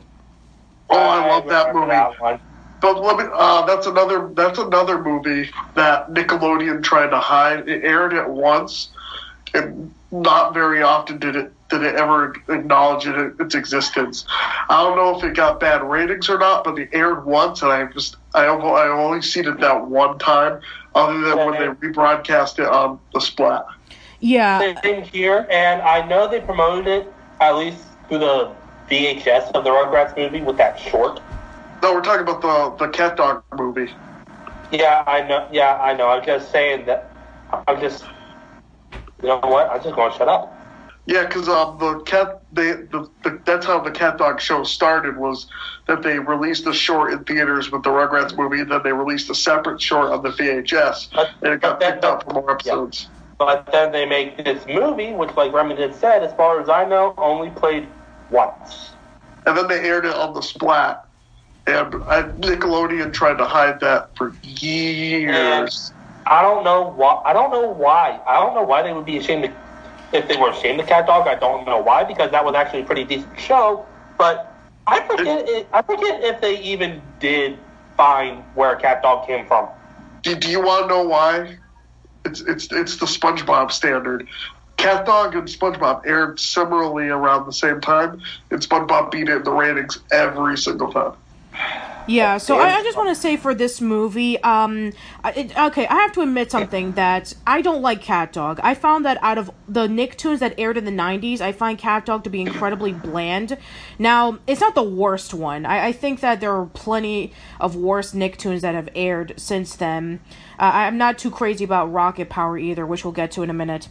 But, yeah, I felt that everything that Cat Dog did, the previous Nicktoons or later Nicktoons did it better. Like, I say that when it comes to the dynamics between brothers, the Angry Beavers did it better. When it comes to, two creatures coming together, doing adventures, Ren and Stimpy did it better. When it comes to, the craziness of everyday life or gross out humor or adult jokes, Rocko's Modern Life did it better. When it came to the songs that were sung, SpongeBob did it better.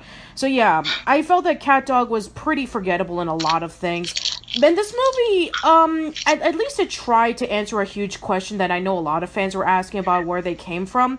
It didn't exactly answer that. I mean, we don't know if Cat Dog were experimented. We don't know if Cat Dog were really born that way and they were abandoned. We just knew that they were adopted by a Sasquatch and a frog. We actually get to know more about Lube's family than anything. Like, the fact that Lube's family were like this redneck cat and dog family that were very similar to like the Hatfields and the McCoys, in which they used to be enemies, but now they're getting along. And then when Lube finds them, then they go up to Lube and they hug him, saying like, "Hey, I'm your papa," and whatever. So we actually get to know about Lube's than Cat Dog. I mean, the whole story is that Cat Dog's family, they don't have a family, and that they want to go searching for them. Which, it's kind of continuity error, because there was one episode of Cat Dog in which they were having a family reunion, and Cat Dog couldn't show up because they were getting into hijinks. So, yeah, I think that the Jungle movie did it better about, searching for family or whatever. Well, I guess with Cat Dog, like you were saying, I guess there's only so many times you can make the same joke about two animals being connected together. I guess there's only so many times you can make the same joke before it starts getting old. Yeah. Yeah. That's true. But yeah, I mean, I do like the family. At least they're nice, and at least they were really caring. It's just that they went through unfortunate circumstances. Like, they were captured by these weasel creatures in a deserted island, and then they were frozen in this tundra area, and then they became country western singers. So at least, they were trying to search for Cat Dog everywhere. It just doesn't make a lot of sense, but in the long run, Cat Dog never really made a lot of sense. So, I guess, for the last episode of the series, it's pretty okay. I don't have really too much to say praises or complaints about it. Yeah, although it wasn't the last one to premiere, because there was a bunch of new episodes after the movie premiered, but it might be... It was the last episode produced.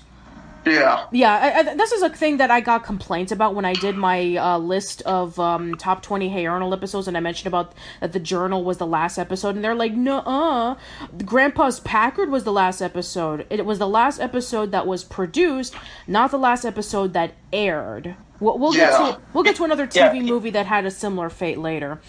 Yeah, people don't understand that an episode may be produced at a certain time, but it might not be aired at a certain time. Production order and air order are completely different things. They can change things. They can change things around to fit something that's going on in one episode tied to another episode, or if there's a movie coming out, put an episode that ties into the movie before the movie's premiere. Right. Yeah. All right, let's go over to our next one. So now we can talk about the Wild Thornberrys, and now we can talk about the origins of Donnie. I mean, I think we pretty much covered that already. Yeah, I think that the origins of Donnie is a much better representation of what the show was. The fact that we got Donnie's backstory about how his parents were... They were explorers who wanted to save the gorillas, and then they fell in love with the orangutan, so they stayed in Borneo, and then they were killed off by poachers, and that throughout this TV movie that the Thornberrys are filming an episode about the orangutans because they were becoming endangered, and Eliza wants to help one of the orangutans who gets lost along the way find its mother, and Donnie disappears because it's trying to find its parents, which in this case the orangutans that raised him when he was a baby. It does answer some interesting questions about Donnie, because Donnie was always that little annoying little boy who never really spoke. And it's actually really nice to know about that. It's actually one of the most memorable things about the Wild Thornberrys to me. That scene in which when, Donnie's parents get killed off by the poachers, and then Donnie gets raised by the orangutans and takes care of him, and Donnie's parents teach the orangutans sign language about family. I thought that was actually really cool. And, learning a little bit more about the orangutans. And it's kind of split off into 2 episodes, but it is technically a TV movie. And, you have Eliza trying to help the little... It aired as a TV movie, so it counts. Yes, it does count. So, yeah, you have Debbie and her grandmother trying to find Donnie, and they stumble upon this tribe who knew about Donnie's family. And then you have Eliza and Darwin helping the baby orangutan. You have Nigel and Marianne who are following the male orangutan to film for their nature show. I think, in my opinion, while this movie is pretty decent, it's a little too long. I think that there were some things that they could have cut out. Like, I felt that Debbie and the grandmother's plot point was not necessary. Everything that we learned from them, we already learned from Eliza's part of the plot. And other than that, I think that's pretty much my only complaint. Just, it's a little bit too long. I think it could have been shortened, or I think there could have been some more things added to it that would have made the story a little bit more interesting. I feel like it makes a great sequel. I don't know. Like, I feel like it could have been very easily a theatrical movie. It does everything the first movie does and better, and it expands on the mythology of Wild Thornberrys. And did anybody else get an autism vibe from Donnie when watching the show? The fact that he's all over the place, I could see that. And the fact that he doesn't communicate at the right age, you know what I mean? Yeah. Okay, him being all over the place, I would attribute that more to, like, ADHD and him just not being able to speak properly. I attribute that to him just living in the jungle and all that. I don't try to, but then again, I'm one of those people who doesn't try to look for, hey, this guy acts like this. Maybe he's got autism. Hey, this guy acts like this. Maybe he's just slow.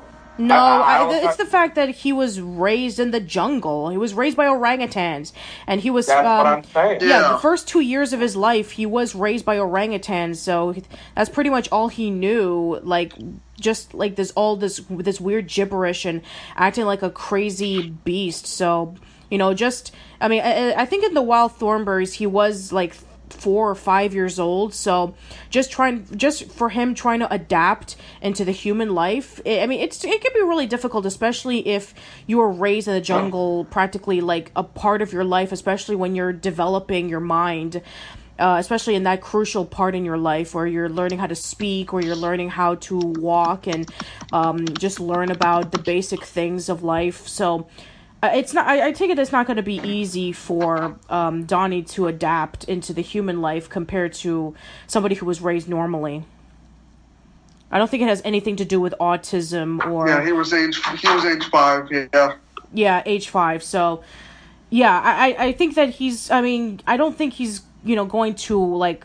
I don't think autism has anything to do with Donnie acting the way he does. It's just the account of he was raised in the jungle by orangutans. So that's all. I mean, that's how I got a hold of how crazy Donnie acted. He was just a crazy jungle boy. It's like Tarzan. Yeah, as much as the movie sucks, I do have to take a line from the Jungle Book too. You may take the boy out of the jungle, but you can't take the jungle out of the boy. Yeah, and considering that they film a nature show and they're constantly around the jungle, it's not easy for Donnie to not take cues from being around other animals, especially since he's traveling with Eliza and Darwin a lot. All right. Let's move over to the next one. So the next one is Rocket Power, and Rocket Power has 3 TV movies. They have... The only one I saw was Race Across New Zealand, which might as well have been an overly long episode of the show. Yeah. So there's Race Across New Zealand, there's Reggie's Big Beach Break, and then there's Island of Menuhine. Yeah, I never saw the other two. Yeah, I've seen them. We just don't talk about them. But if they're anything like Race Across New Zealand, they're probably just like overly long episodes of the show. Yeah, I would pretty much say that. So, Race Across New Zealand, it's about that there's a huge competition going on in New Zealand, and it becomes really personal for Ray because one of the competitors is the son of a former competitor that he competed against 20 years ago, and he's trying to win off against them in a contest so they can get the trophy. And so we have Otto, Reggie, Twister, and Sam, and they're planning on winning the competition and, getting the view of New Zealand. And, the guy is constantly cheating and making sure that they don't win. And there's constant arguments about the team. And it definitely, let's be honest, Rocket Power, when it comes to all the other Nicktoons, it hasn't aged very well. I think it's the one that has aged the worst. Because it came out in a time in which, 90s, it's all about skateboarding and extreme sports and whatever. Yeah, I was just going to say, the show aired in, 1998? 1999. And the last episode was... 2004. Yeah, so right around that time was actually right around the time when the extreme sports thing kind of hit its peak and plateaued. It was right after that where it kind of died off. So, yeah, people just kind of stopped caring. That's why after 2005 or 2006, you barely hear from Tony Hawk anymore, who I do remember making a cameo appearance in the show. Yeah, he made it twice, and in fact, the second movie he actually appears in. But yeah, he did appear in one of the episodes, Enter the Hot Tricks, in which when there's rumors that Tony Hawk has completely disappeared, and so Otto, Reggie, Twister, and Sam decide to go over to his secret lair, and so they can be able to convince him to come out of disappearance or whatever. And that was just basically we have Tony Hawk in this episode. Which I think if kids were to watch it now, they wouldn't even know who Tony Hawk is. The novelty is long gone. Heck, the novelty was gone when the episode actually aired. Nobody was watching Rocket Power at that point. Yeah, pretty much. I think around that time, you had some of the lesser known Tony Hawk games come out, like Project 8 or Tony Hawk Ride, and then of course you had the really awful HD collection and Tony Hawk Pro Skater 5. I think that was later. I think this is around the time Pro Skater 2. Yeah, and people were playing video games. You're talking an episode that aired around 1999 to 2000. The games you're talking about started coming out around 2008. Yeah. I think Pro Skater 2 came out around 2004, and everybody had already aged out of Rocket Power. So they wouldn't. Are you sure it was that? Because I think that 2004 was when Underground came out. Yeah, it was. Look it up. Yeah, go ahead. Yeah, it was because Tony Hawk's Pro Skater 2 was on a PlayStation Underground demo disc from 1999 or 2000. Oh yeah, I was wrong. Pro Skater 2 is 2000 to 2001. Yeah. It came up. So you're probably thinking Underground or Pro Skater 4. Yeah, probably. Yeah. So yeah, I think that around. So yeah, I think this was I think the movie did come out around the time of the X Games and Tony Hawk's popularity. So right around the time it hit that plateau. Yeah. Yeah. But I remember when that episode came out where they had to go to the lair, and let me tell you, all my friends were already aged out of Tony Hawk. Yeah. So it was all newer kids who were watching it. Yeah. So anyway, the movie, it's to be expected for Rocket Power, in which it's about extreme sports. They do sailing, they do, let's see what they do. There's sailing, there's, I think there's snowboarding. Snowboarding, there's skateboarding, there's a lot of sports that are being played off in this competition, and there's this one plot point in which Tito wants to get a hold of Vegemite, and then you have Isn't Tito having some? I might be remembering this wrong, but isn't Tito having some kind of fight with a kiwi bird? Yeah, I think that was in that was in this movie, yeah, in which, you know, he was trying to get a hold of the Vegemite because he had a Vegemite on a piece of toast, which is traditionally how you eat it in New Zealand because it soaks up Vegemite is their equivalent to peanut butter. Yeah.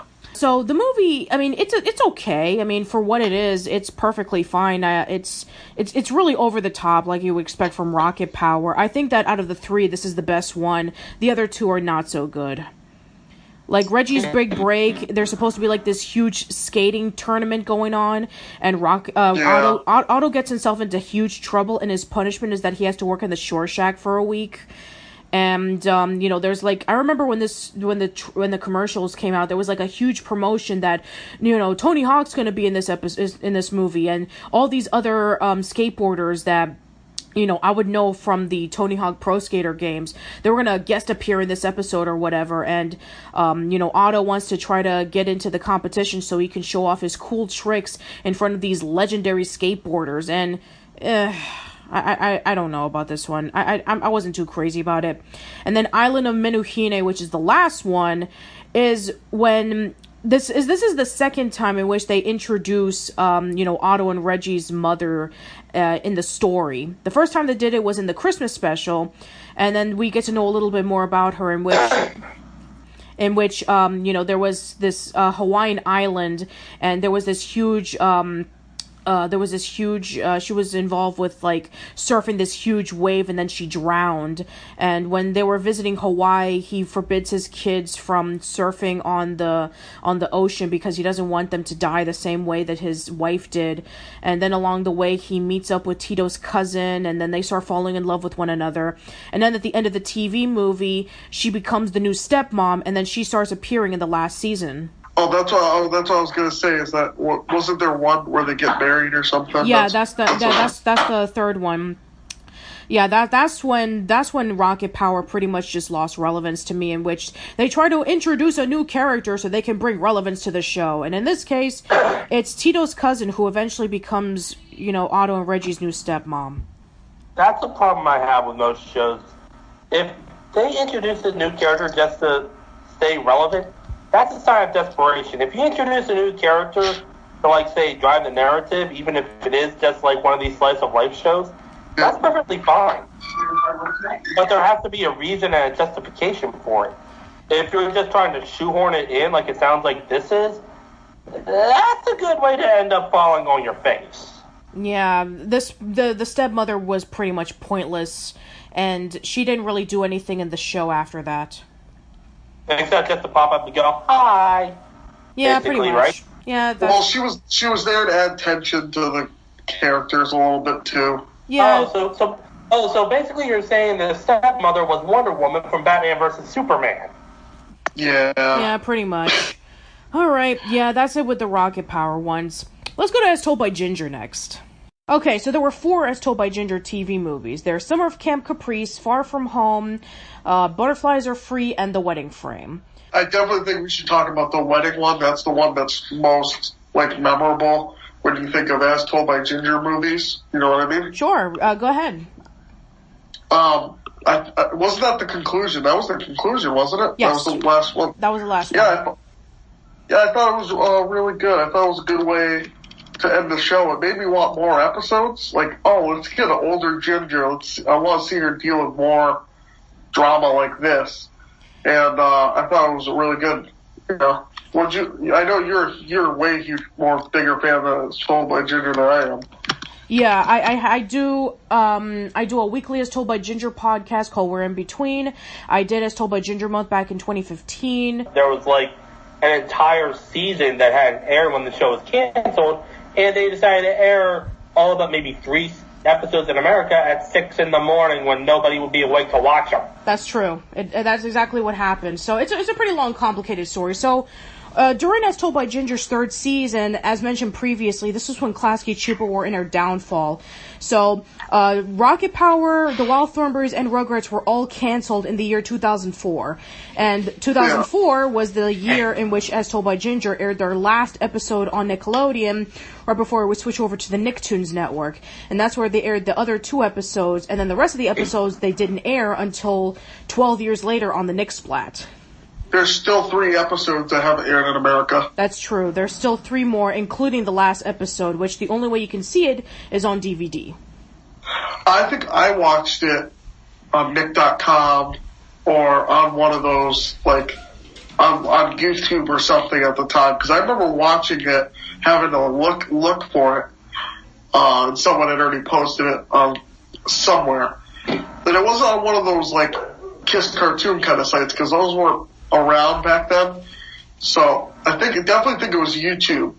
I watched it. It makes a lot of sense because 2008 would have been the year in which the entire series was released on iTunes. Yeah. Oh, that could have been it too, because I have the entire series on iTunes. Yeah.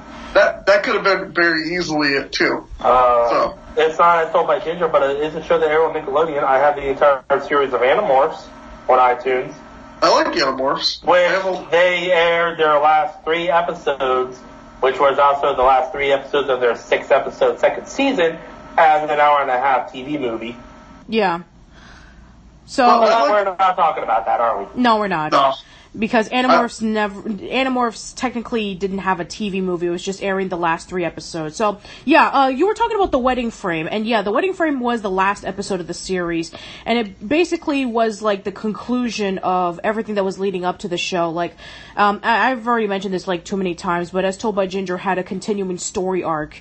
And unlike most Nicktoons in which you can see every episode on its own merits, you had to follow the story in order for you to understand what was going on, and that was pretty much the case in which one of the main characters was getting married. It was leading up to like the 3rd season, and then afterwards it was supposed to be like a huge sabotage where the mother-in-law was hiring some woman to try to break off the relationship, and then it focuses on like the kids and what they were going through. So yeah, it gets pretty crazy, especially the ending. I definitely enjoyed seeing the mother get married. Like, it was like such a good payoff. You know, you see her as a single mother throughout the whole series, and then she's finally have happiness. This is also the season where didn't Ginger find somebody at summer camp or something to date? Well, yeah, that was the first TV movie. The first TV movie, Summer of Camp Caprice, was where she had her first boyfriend. His name was Sasha. Yeah.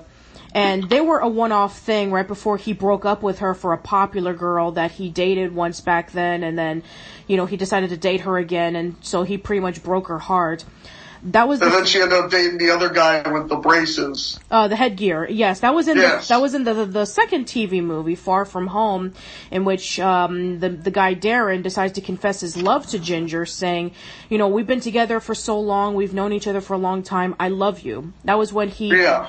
That was when Ginger went over to the out-of-state school called Avalanche Arts Academy.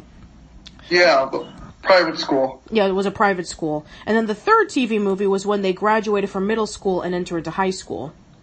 Yeah. Yeah, I remember all that. Yeah, and of course, I think I even mentioned this before to somebody, but, you know, the crazy thing about the plot twist about who the woman was that tried to break up the wedding, that person was a transvestite. Yeah. Well, Klasky and Chupa was always good about, like, putting those in shows, you know what I mean? That is true, yeah. They do like to mix up their characters. Like, for example, I mean, like, you know, the assistant to the Snorch in All Real Monsters has, like, an effeminate touch to him. Yeah. And, you know, the Gromble from All Real Monsters wears red pumps for some reason, even though that he... See, I always thought he was like an homage to Rocky Horror Picture Show. Yeah, even though that Tim Curry didn't voice him, he voiced the other character. Yeah, but I still always thought like he was like that homage to it. Hey, how do you know that guy wasn't just a walking billboard for Nike Air? Well, actually, that character was actually an homage to the monster from Yellow Submarine. So yeah, that wrong monster.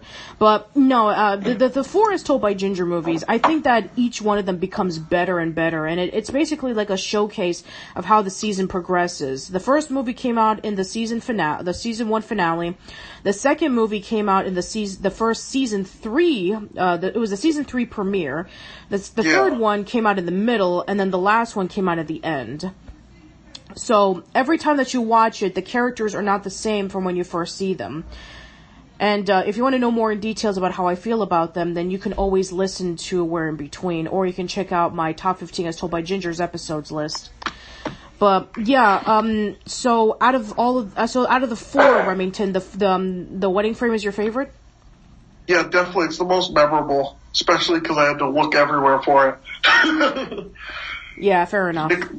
Nickelodeon still hasn't aired it on Nick in America yet. So no, it's the only TV movie that hasn't aired on TV yet. Hopefully they will soon, though. But as of right now, the only way you can watch it is on DVD. Yeah, so.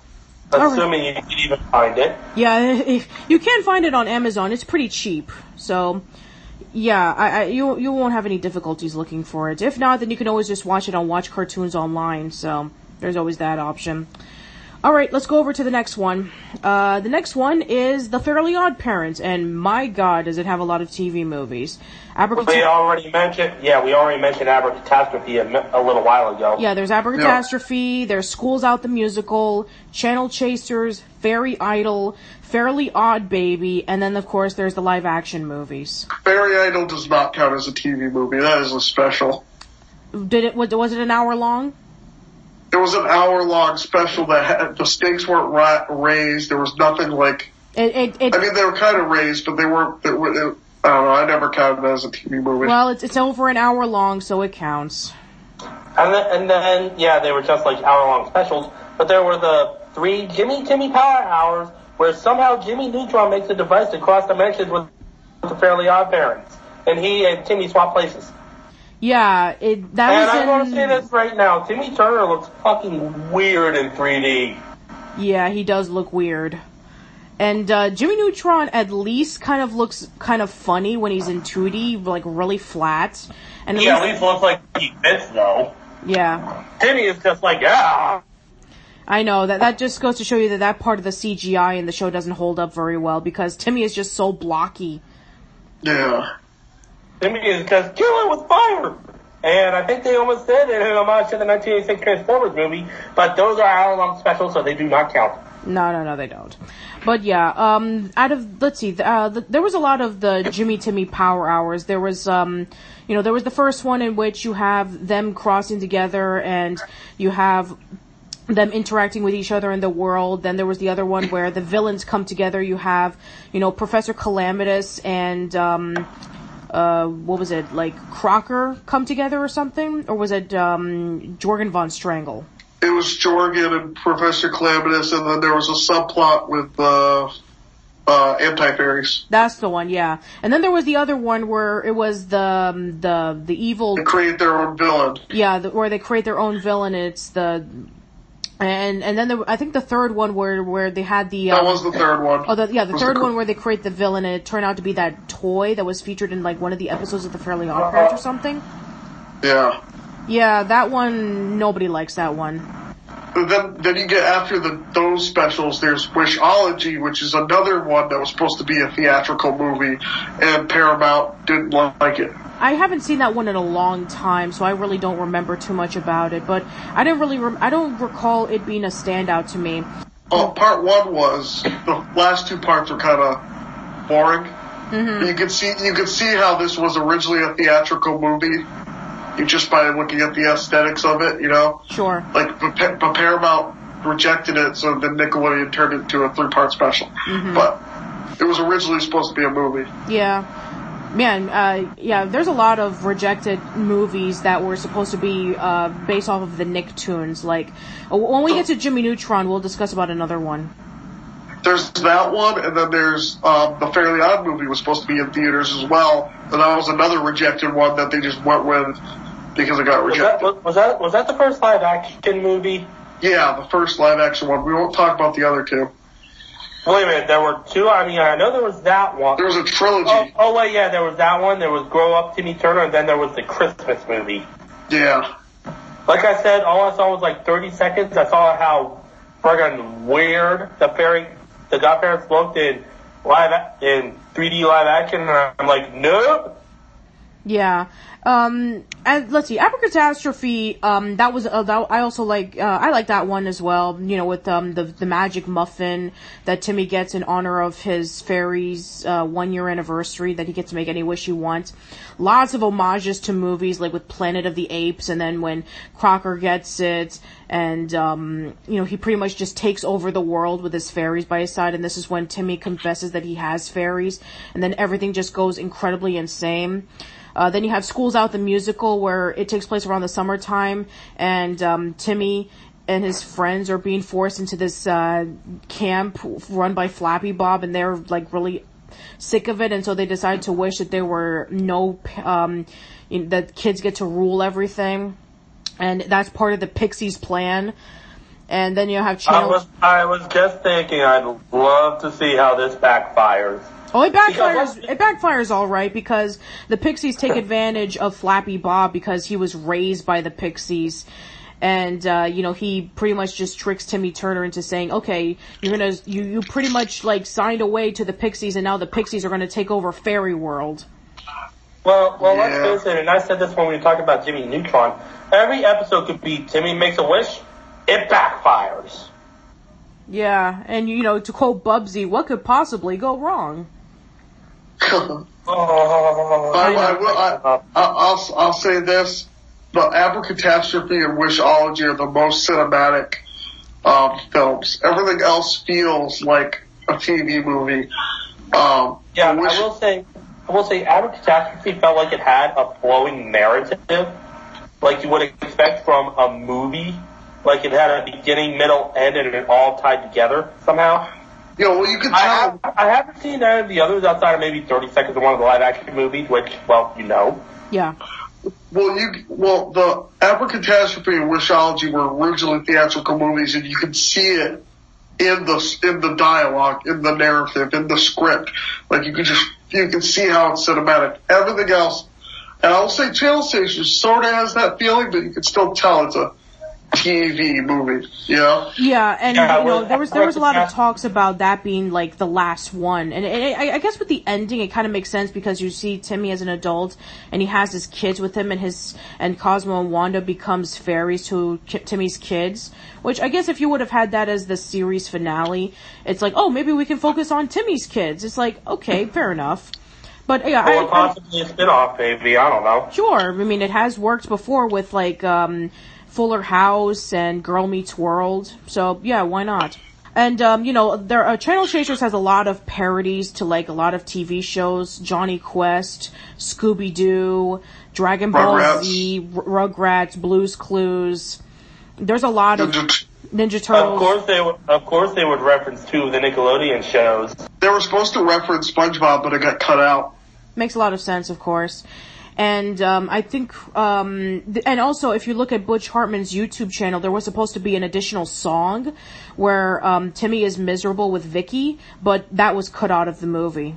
And yeah, I listened to the song, and yeah, it should have been cut out. It's not that special.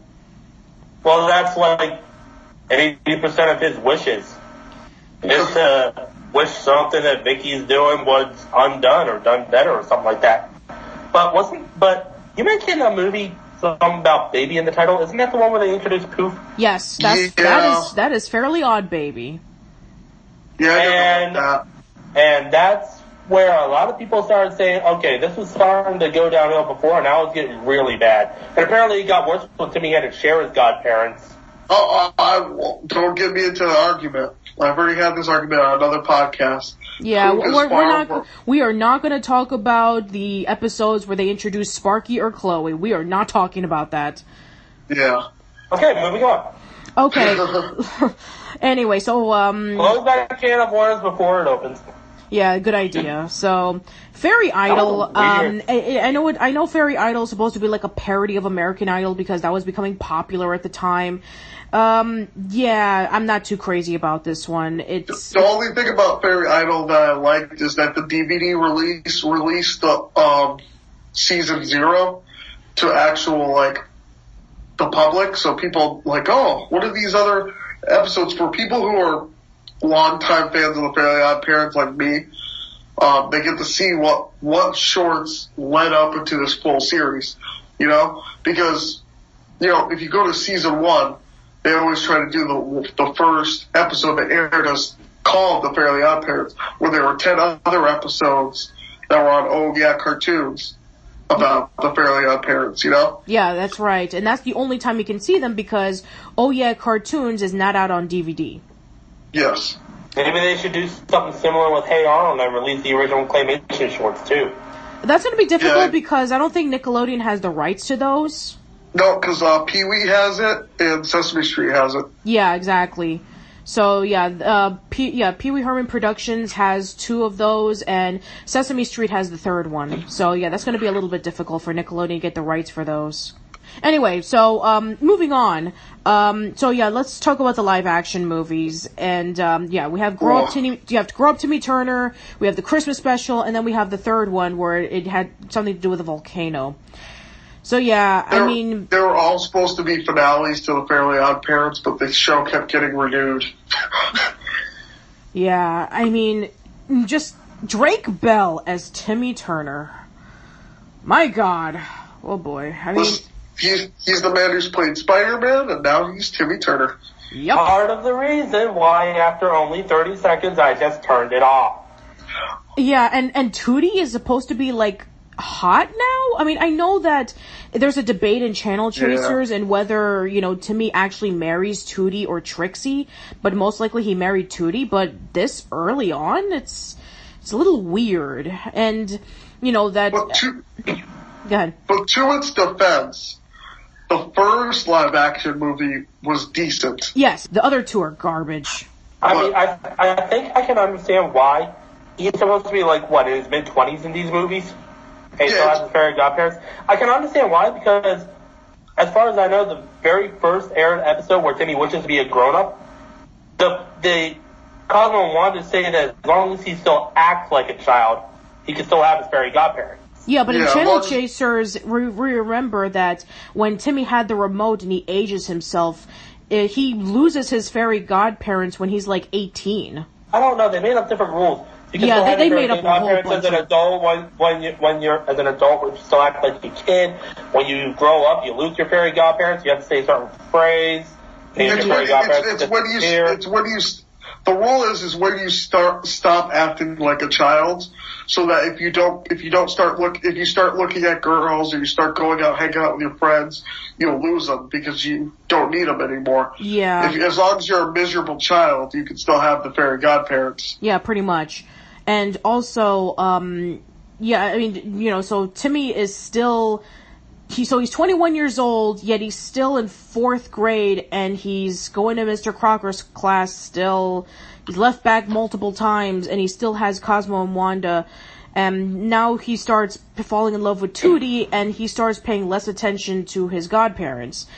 And the one thing that I really do appreciate about these movies is that they actually got Darren Norris, who voices the dad in Cosmo, and he actually plays the dad in live action, which I thought it was really cool that he was able to play the character off really well. He was also Gordo the janitor in Nancy Classified. Yeah, but the whole thing about this movie and the trilogy is the first one was actually made to be a good movie. I would say it's very decent. It's what I expected out of a live action Fairly OddParents movie.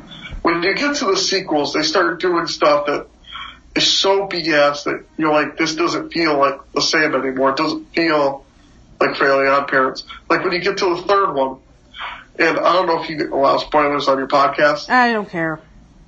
Okay, so you get to the 3rd one, and the ending is because he's too old to have his fairies, that he wishes to be that he dies, is resurrected as a Fairy Godparent. Almost like Poof.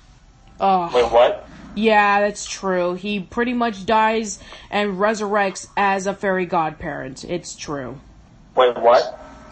Yeah, so they're complete BS after the first one. You know, the first one I can see being a continuation, being like its own thing, but once you start getting to the shitty sequels, you can tell they just don't care. They just want to get it over. Like even Butch Hartman will say, these were Nickelodeon mandated movies. It wasn't. He just did it for the money. You know, he just had a whole podcast about adding characters and adding these plot lines because he gets money for it. You know. It makes a lot of sense too when you consider about that. You know, Poof is pretty much disappears after Sparky shows up. When Chloe shows up, Sparky pretty much disappears. So yeah, it makes a lot of sense that all of these additions that Nickelodeon wants, Butch Hartman gets a little bit of money into his pocket.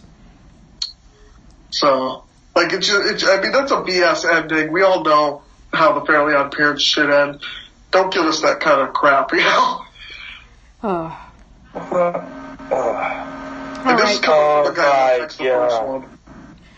all I'm gonna say right now is a lot of these movies.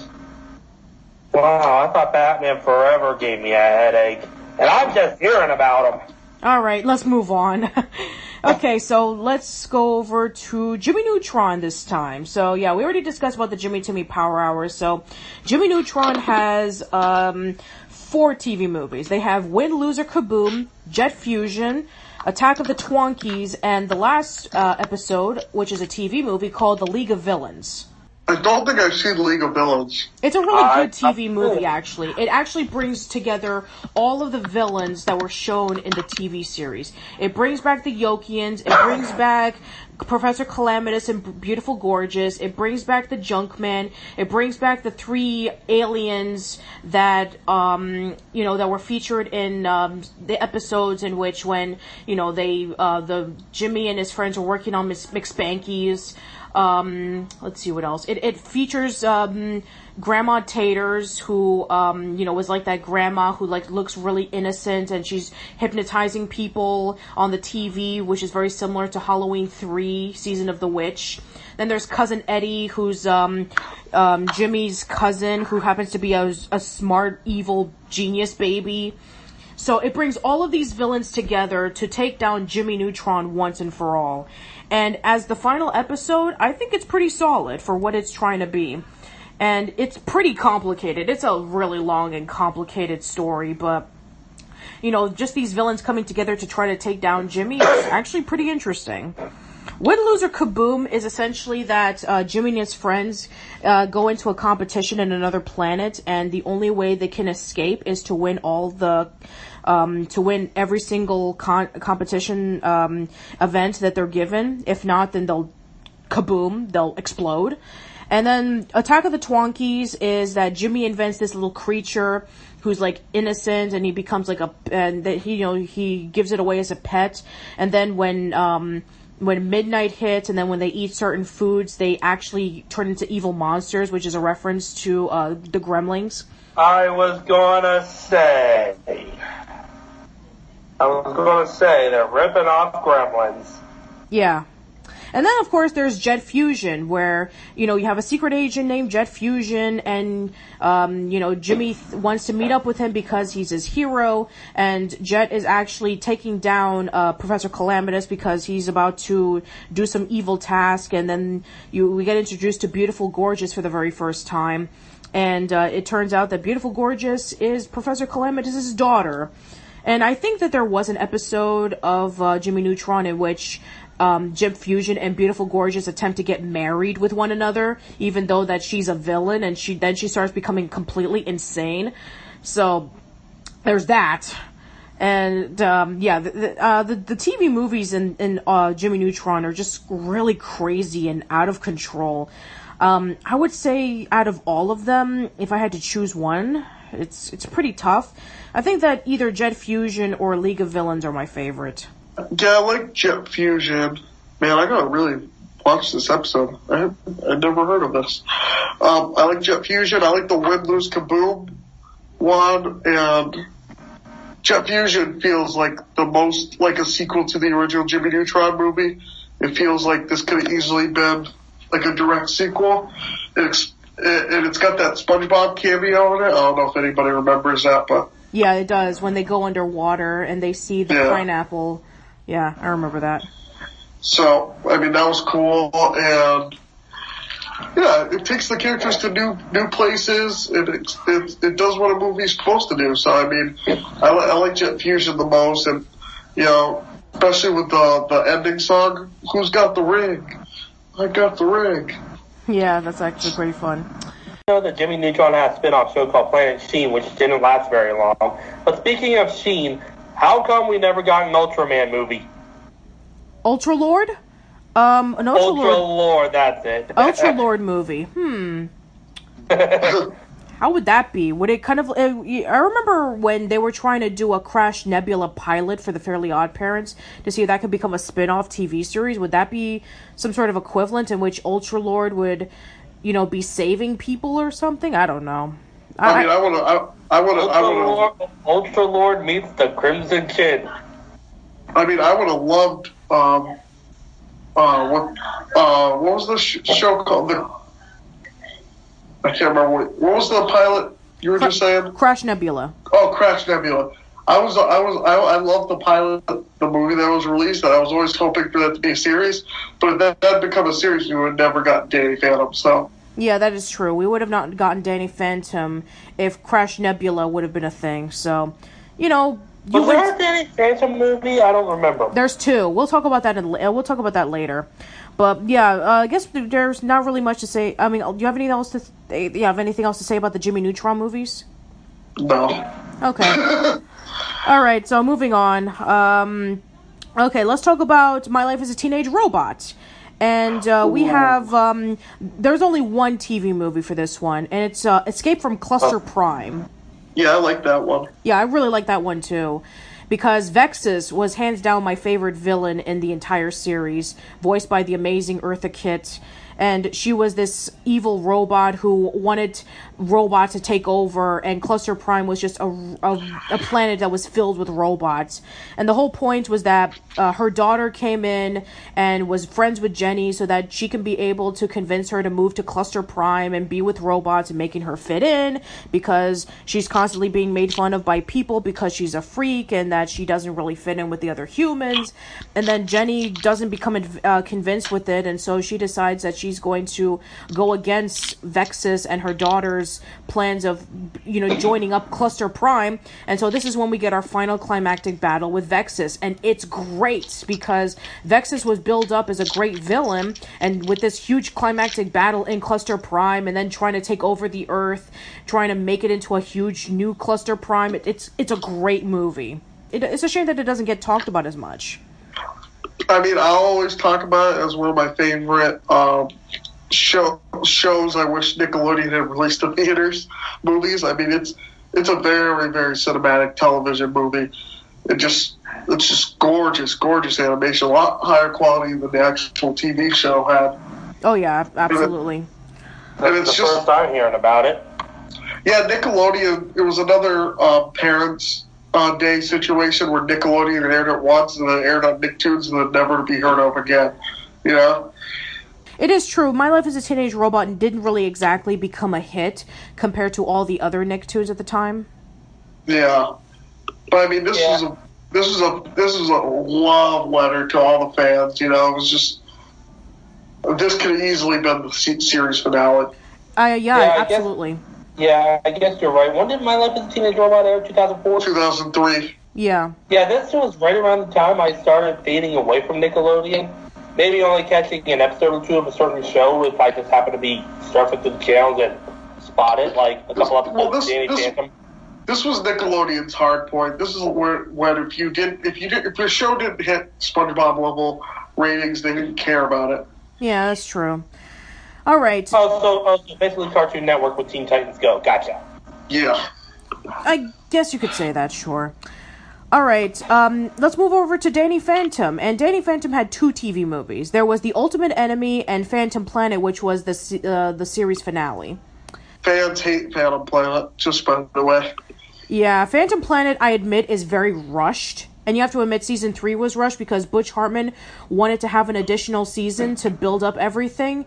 He wanted to have a 4th season, but, you know, due to Nickelodeon wanted the show to be canceled and his head... Well, it wasn't that Nickelodeon wanted it to be canceled. They wanted it to do what American Dragon Jake Long did, was change the art style to a cheaper art style so that they could save money on the animation. And Butch Hartman's whole argument was that it should be the same animation through the whole series. It shouldn't just change quality right at the last minute, you know? And that's what they fought over. Yeah, well, I know that Butch Hartman wanted to have a 4th season to explain everything, but he was only given that 3rd season, and that's why season 3, everything that was featured in the storyline is rushed.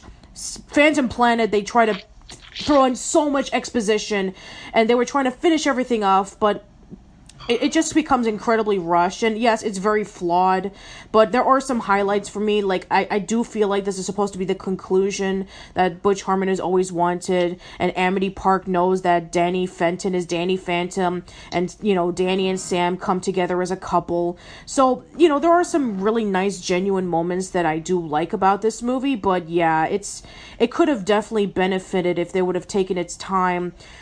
You know, I know that there was a lot of... I know that they were crunched for time, so I can understand why the movie had to be the way it was. So I'm not going to give too much. If you ask me, I think the movie's kind of dumb. Like I mean, in my mind, the series finale, like up until a few months ago, I didn't realize this was the series finale. In my head, the series finale was always that one with the circus freak there. Oh yeah, I remember that one. Because I always remember that. I guess the series finale. I honestly never saw Phantom Planet until maybe a month ago. Okay. And then I even wrote on Facebook. I go, Phantom Planet's a thing? What the heck is this? I hear everyone talking about it. I go, well, I have this complete series of Danny Phantom. Let me check it out. And I was like, oh, this is why I didn't see it. It's kind of BS, you know? To be fair, I don't even remember the advertisement. The last time I saw a Danny Phantom advertisement was they did that week of premieres leading up to the Circus Freak movie or television special. And I always thought that was the series finale, and that's how I always viewed the show. I don't even watch season 3 at all, like when I rewatch the series. So, and Phantom Planet's got a lot of stories that are just like, really, this is the conclusion? Like, I didn't even ask for half this, you know? Sure, yeah, I can understand that. Yeah, I haven't seen any of these 2 movies. The most I ever saw of Danny Phantom was usually the same 2 episodes. I forget what one of them was, but the other one always featured that other guy that could, I guess, turn into a ghost. Oh, you're talking about Vlad Plasmius, yeah. Yeah, that guy. You know what's really good is... voice sounds so familiar. Yeah, that's Martin Mull. You may know him as the principal from Sabrina the Teenage Witch. Oh, yeah, that's right.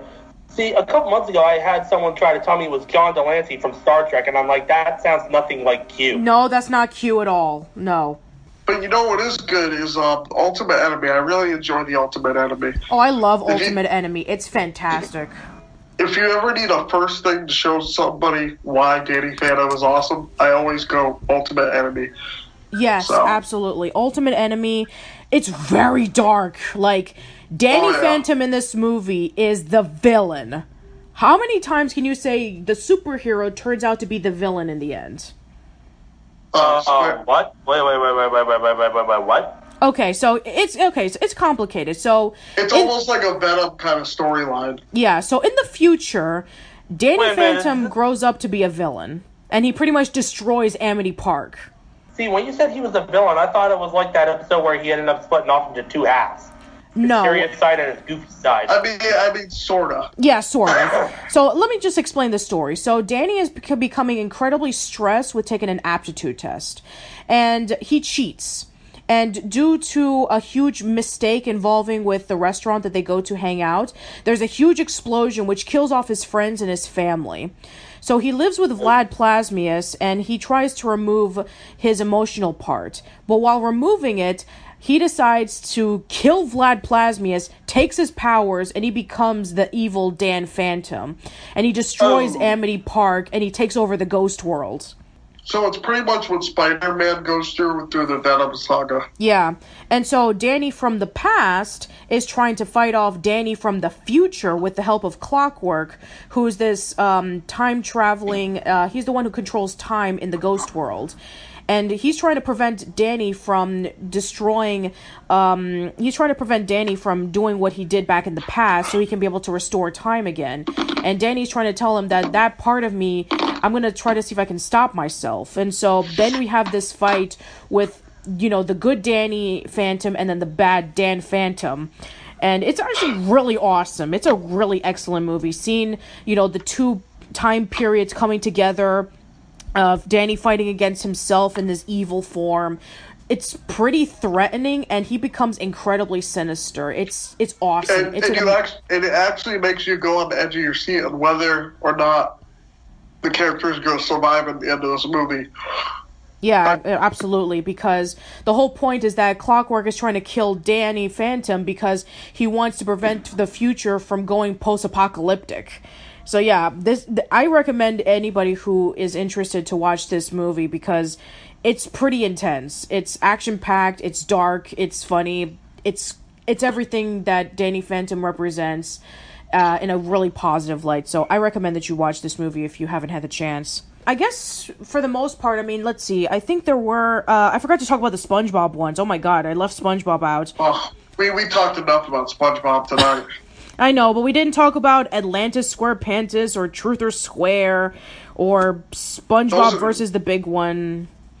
The thing about Atlantis SquarePants is that was supposed to be a direct sequel to the SpongeBob movie, but as a TV movie, how they do the sequels and stuff, and it was so much hype about, oh, this is the second SpongeBob movie. Oh my god, this is the second SpongeBob. When it first came out, the first teaser, it's like, advertising, it's the second SpongeBob movie, get prepared for it.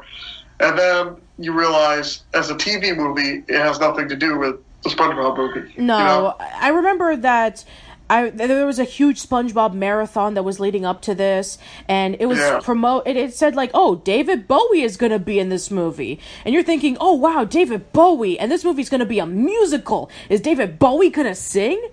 No, he doesn't sing. In fact, he's the only person in this movie who doesn't sing in this movie. And it sucks because it's David Bowie. Ugh. How ironic. Yeah, I know. How ironic. David Bowie, a really well-known singer, does not sing in this movie. Wasted opportunity, I know. But yeah, basically it's that they discover Atlantis and David Bowie plays His Royal Highness and there's ancient bubble or something, and that SpongeBob and Patrick accidentally pop it or whatever. And then you have this Paggy segment in which I think they're wandering in a desert or something. I forget which one it is, but yeah, it's... I'm as somebody who loves musicals, this movie sucks. Oh my god, this movie sucks. The songs are just awful. The plot is ridiculous. Just, oh my god. I remember when I first saw this movie, I was like, geez, what is with this movie? Why won't it end? But then I watched Truth or Square, and I'm like, I'm sorry for everything I said, Atlantis SquarePants. Because Truth or Square was supposed to be the 10th anniversary special, and everything about that movie is a train wreck, especially the Patchy segments in which they try to shoehorn in all these celebrities like Robin Williams. Truth or Square wasn't the one where you find out the origin of plankton and crabs, right? No, that's not the one. That's something else. The Truth or Square is the one where SpongeBob and let's see, it's what was it? It's the Krusty Krab's 11th anniversary or something.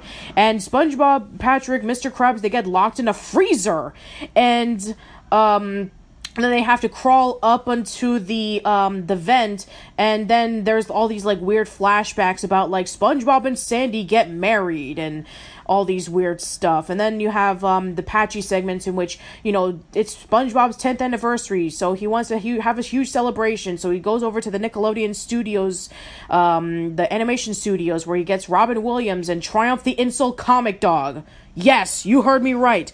Triumph the Insult Comic Dog. Oh, what? I know. That's not for kids, by the way. Oh, God. Then you have, we have Pink, and you have Robin Williams, and you just have all these celebrities, and they don't fit in whatsoever.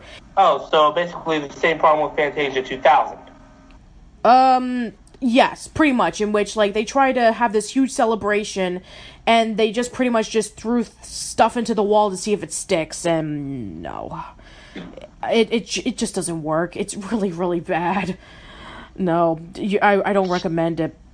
Anyway, the special that you're referring to, that was actually a 30-minute episode in which that was when Plankton and Krabs met up for the very first time, and it talks about like when Mr. Krabs earned his very first $1, and they became friends. Yeah, I sure if this was the same special. Yeah, that's not the same special. I wish it was, but it's not. And then you have then there's SpongeBob versus the Big One, in which when SpongeBob, Mr. Krabs, Squidward, Sandy, they get lost in this island because of a huge wave, and Johnny Depp is the big kahuna, and he's supposed to teach them about how to surf. Otherwise, they'll be stuck in the island forever. Yeah, that was a stupid special. Yeah. The only thing that Johnny Depp does in the movie is that he just sits around and he just says, "Keep breathing. Keep breathing." That's it. He doesn't do anything else. I mean, he surfs, but he doesn't really do anything. It's like, why have a huge celebrity like Johnny Depp just wasted in this role? I mean, trust me, when it comes to these SpongeBob specials, they have a lot of celebrities, and they don't utilize them very well. Yeah. Alright, that's just, they're like, this is just timing me over until the next Pirates movie.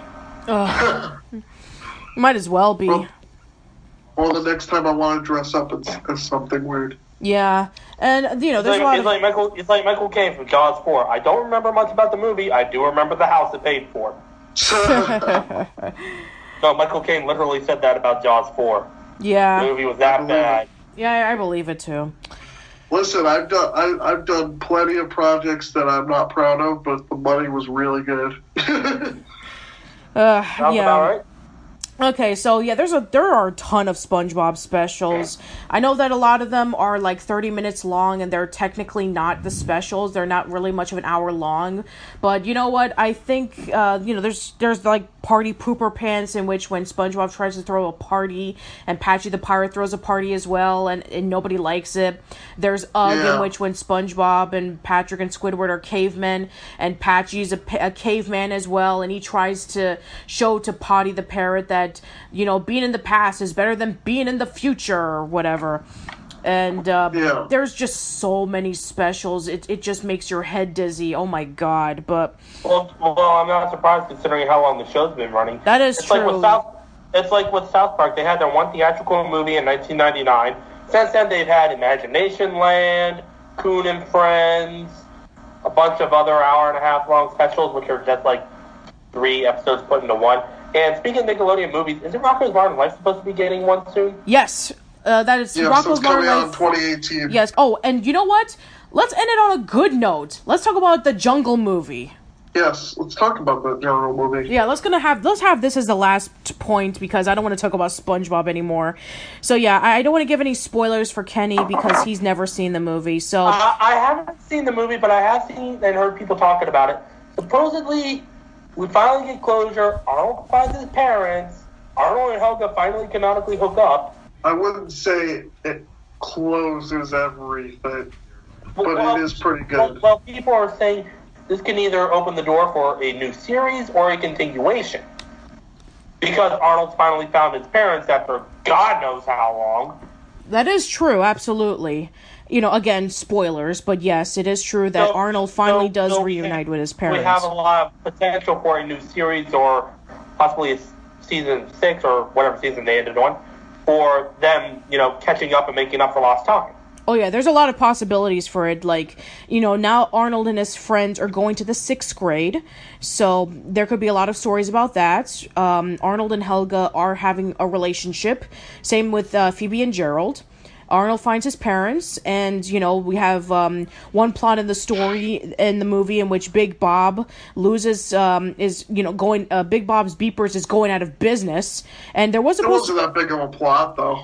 Yeah, there was supposed to be. Like, I remember Andy McAfee did a live stream after the Jungle movies premiere that a lot of the script was cut from the movie due to time constraints, and there was supposed to be a lot of plot points. Like, in the end of the movie, Big Bob's Beepers was supposed to have this huge resurgence from hipsters who want to buy beepers again.